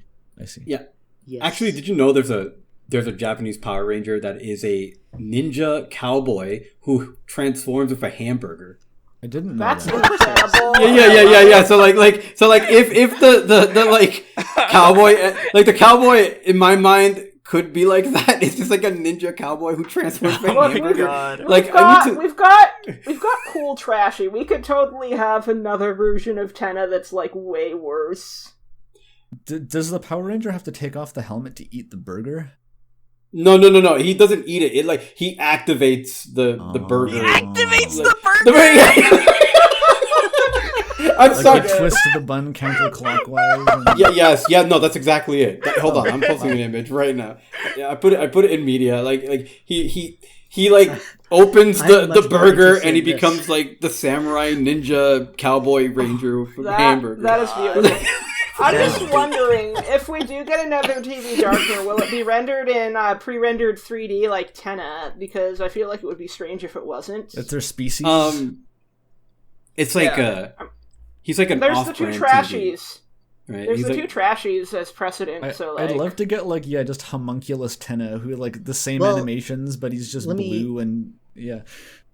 Blenna. Here's what I would think. So Tenna is like a more modern TV, right? Yes. Well, he's Modern- No, ish. he's still Modern, a CRT quote-unquote, though. Let me look So- at what Asgore's TV looks like. Asgore's he would be fit the era. It would be very funny if there was another TV character that they're like either made of clay, or they're like an action figure. That's The like just like The TV in Asgore's room doesn't look all that different from Tenna, honestly. It's another CRT with antenna. You want to So- fresh So it off could the be, yeah, vine it still crack could be, theory yeah. that I just formulated while you were talking. Yeah. Yeah. Shutta Dialogue, Chapter 3. That was in the times of the black and white, referring to the exodus of Darkners from before Tenna built the kingdom. What if Asgore's TV is a black and white TV that used to also be in the Dreamer household but was removed, and that was something to do with Tenna taking over? Literally just thought I of like this. that. You know Probably what? isn't true. You know what? If that's true, you gotta like clip this exact timestamp. And I add just a want to Vine say video. this is what it's all about. You just got to say you called it. That's all that matters. That's all that matters. Exactly. Yeah, I called things are Gerson being revived as a Darkner, but not in the same way that like Oberon Smog was a thing. Just Yeah. like Yeah, that I that considered was, it like, as a possibility. that he was still himself, but like revived as a Darkner. Because that thought process came because I was thinking about what would happen if Flowey entered a dark world, like from Undertale. Yeah, I think I called it Get in my Undertale Gerson analysis video, which was before chapters 3 and 4. The dumbest thing I called, actually, is in another podcast that I was doing, and me and someone else, we both joked, Carol's gonna be like Bro Strider from Homestuck, and guess what fucking happened? Carol is a Bro Strider stand-in, and like when the chapters came out, we looked at each other and we were like, "How the fuck did we get that?" And she was like, "I don't know." Like I think what I feels said. So what I said was I think Carol has been training her kids in like a nightmare boot camp of sorts, and She feels like a mix between mom and bro. yes, yeah, but like Bro Strider, Yeah. it's like the more obvious like comparison. Big sword. Big sword, her obsession with the little Santas being similar to like the obsession with puppets. The hearts being similar to Dirk Strider having a heart on his chest. She's very much like a Homestuck parent, yeah. She is Absolutely. a Homestuck. Yeah, she's a Homestuck. I think that's parent. very deliberate on Toby's part, because he's made Yes. Homestuck references before. He was this close to Chapter having the 4. Macaulay Culkin bust, okay? It was this close. Yeah.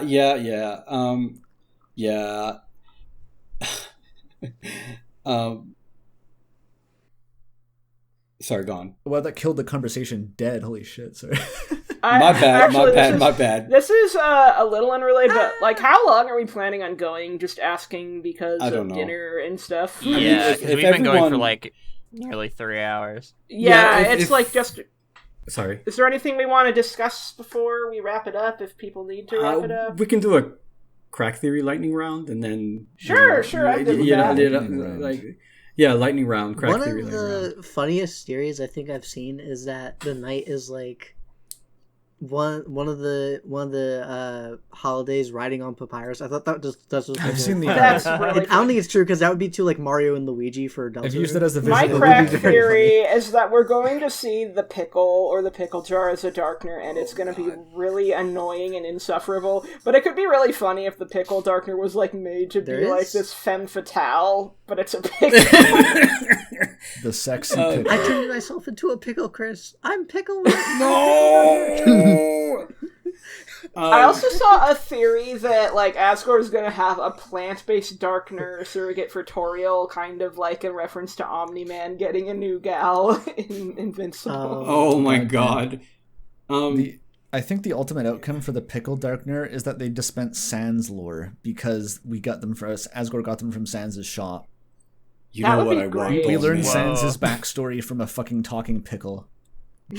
Funniest shit I've ever seen. Toby. Deltarune thing of all time. Who else has a crack theory? Should we go down a line or? We've already well, I mean, okay, I don't have anything that's particularly impressive as far as crack theories go. The one thing that comes to mind, which is like controversial and poorly supported, Forgotten Man is Gaster, but is also a different person than the guy in the Goner Maker. So there's two Gasters. I could see I mean, that. it He is was shattered. it is called Another Hymn, so... Yeah, He was shattered across time and space. So... I can't fucking explain it on the spot, okay, but I just know in my heart that we have, like, multiple Gasters to deal with, and that somehow this will be necessary to understand the game. I think Azrael's gonna come back, and, like, the liberation of college is gonna make him much more punk and, like, more, edgy than he was when Toriel last saw him, and she's gonna probably have a heart attack. Not literally, but, you know. He won't, like, That's spawn funny. anymore? Alright, crack theory. Chris is plural, and both Rouse and Iram are their headmates. You know I what? could see Yeah, that. yeah. Would Let's go. explain Sure. it. Yeah, let's go with that. Honestly, you know? It's a crack theory. I don't need to explain it right now. no. It's self-explanatory.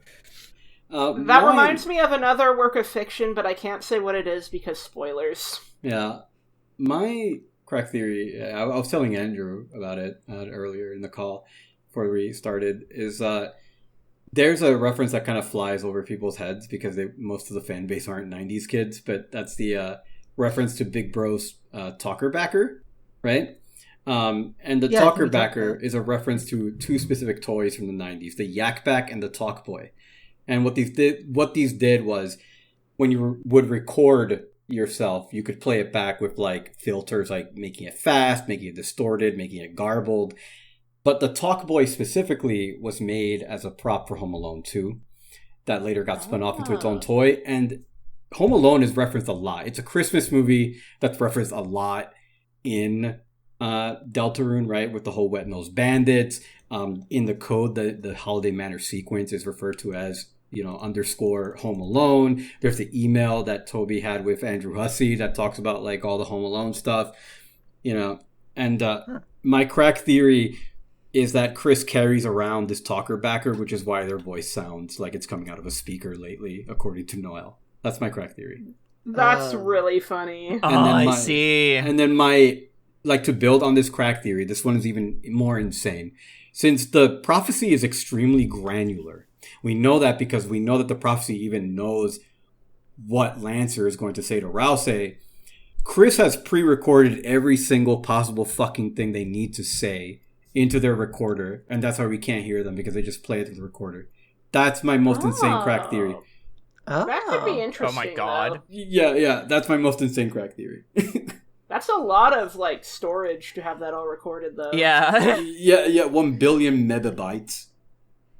You'd be like Ghostface. You'd have to like. Their body is just covered in vests of high-capacity hard drives. Oh man, that means they're worth like billions of dollars now in 2026. Well, yeah, authentic Chris Dreamer voice recordings, but those will go crazy on the secondary market. I'm talking about the hard drives, bro. No, I mean the Chris Dreamer voice recordings. That's priceless. For everything else, there's MasterCard. Yeah. Don't plug MasterCard in the stream. They weren't paying us. Cut that part out. Okay, you're right. We don't have a sponsor yet. We should get a sponsor. I'll just center it for the funny. Yeah. Replace That's it with the right. Lancer Play a splat bleep. sound. Yeah. Like just put the Amazing Digital Circus like a censor GIF over it or whatever. I That never would be watched great. Amazing Digital Circus. All right, It's that's a good fair. Oh, time. we should. That's fair. If there's any, if no one else has any more crack theories, I do want to like put one more thing out there. I'm going to be a bit of a shill. I kind of want to shout out my friend Sharuba, who has the channel Sharubagin. Oh, you know He does Sharuba, okay. Yes, he is a friend of mine, and he has been hard at work on the Chapter 3 and 4 theory survey. And if you guys cool. could fill it out, you don't have to make videos or anything. I do think it's easy content, filling out a survey. Oh yeah, commenting and shit. I think Stuffed Alpaca did a Yeah. video on it, and that's Yeah. how I heard about it. Yeah, Streamed I'll put first the one link. before Chapter 3. Yeah, I'll put the link in the chat. But like, if you guys could spread it around, we'd love to get data, because like it helps us because I feel like after the game is fully out, it'll be fun to see like where the fandom was at each point Yeah. Oh, for sure. of like the I release. think I think remember. it's- I think I remember seeing this in Wolful D's server. Yes, Actually, people posting about it. maybe. Maybe. Yeah, I think it'll be really fascinating to see. Like, that's one reason why I'm trying to get a final Chapter 5 predictions video out this weekend, because I think it'll be good to have that time capsule. So I will put the link, and if you guys want to make videos on it, you can. I just he's really put a lot of work into that survey. So All right. Okay. All right, Chief. Yeah. So with that out of the way, do we have any closing remarks before we end the podcast? If you haven't already, not tangentially related to Deltarune, but you should play both the Act 2 demo of Mother Encore and the Super Nintendo remake. I'm sorry, could you repeat that? You cut out. My mic sucks. Play Act 2 of Mother Encore and play the SNES remake of Mother 1. They're really good. Oh, are they fan games? Yeah, they're fan games. Oh, okay. Read Umi Neko. I feel like it's mandatory reading for Deltarune fans. And There's watch a lot Princess of Tutu. overlap. Sorry. Also, don't watch the anime of Umi Neko. It's a bad adaptation. The visual novel is good. If Nezumi VA has a fully English voiced Banger playthrough. opening, though. Oh yeah, absolutely banger opening. Yeah. But like, also watch Princess Tutu, parentheses 2003. If we're just closing by plugging media, we like, I don't know, Google Koru.observer, best game ever made. It's like if Homestuck was good. You mentioned it, and then you like bailed before you explained it in the chat. Oh yeah, I actually just was busy. That wasn't a bit. I just had to go. I would have loved to learn about Koru. I would like to hear it after this is done, or whenever. But anything else? Any closing remarks? Like actual closing remarks? No more plugs. Being part of this was really fun. Yeah, it was fun. It was nice to do another one of these. I'm excited for next week. I'm going to be utterly consumed by it. I don't think I'll ever be the same again. I will be tormented by the cliffhanger. I wonder who the next big Blorbo is going to be. Like, first we had Spamton, then we had Tana and Ramb. Like, who's going to be the new Blorbo? I'm excited. It's going to be a flower. Me too. Flower. I really hope. No, it's not going to be flowery. I do. Yeah, your pet flower. He curses at you sometimes. He's a nice guy though. So, yeah, if nothing else, I do have other. You want me to say the ideas line, or do you have a closing remark? No, say what line? Pardon? Well, all the Delta casts always end with me doing like a Matt Pat impression. I don't know if we want to have that vibe here. Like, I'm fine with it. I'm fine with it. Yeah. All right, that's just a podcast. Hometown Radio Club. That was the name, right? Yes. A Hometown Radio Club podcast. All right, and I'm going to. Thanks for watching. Thanks for watching, everybody. This is going to be like my first video on the channel. Pretty banger. Bangin' podcast, my people. Bangin' podcast. Bangin' podcast.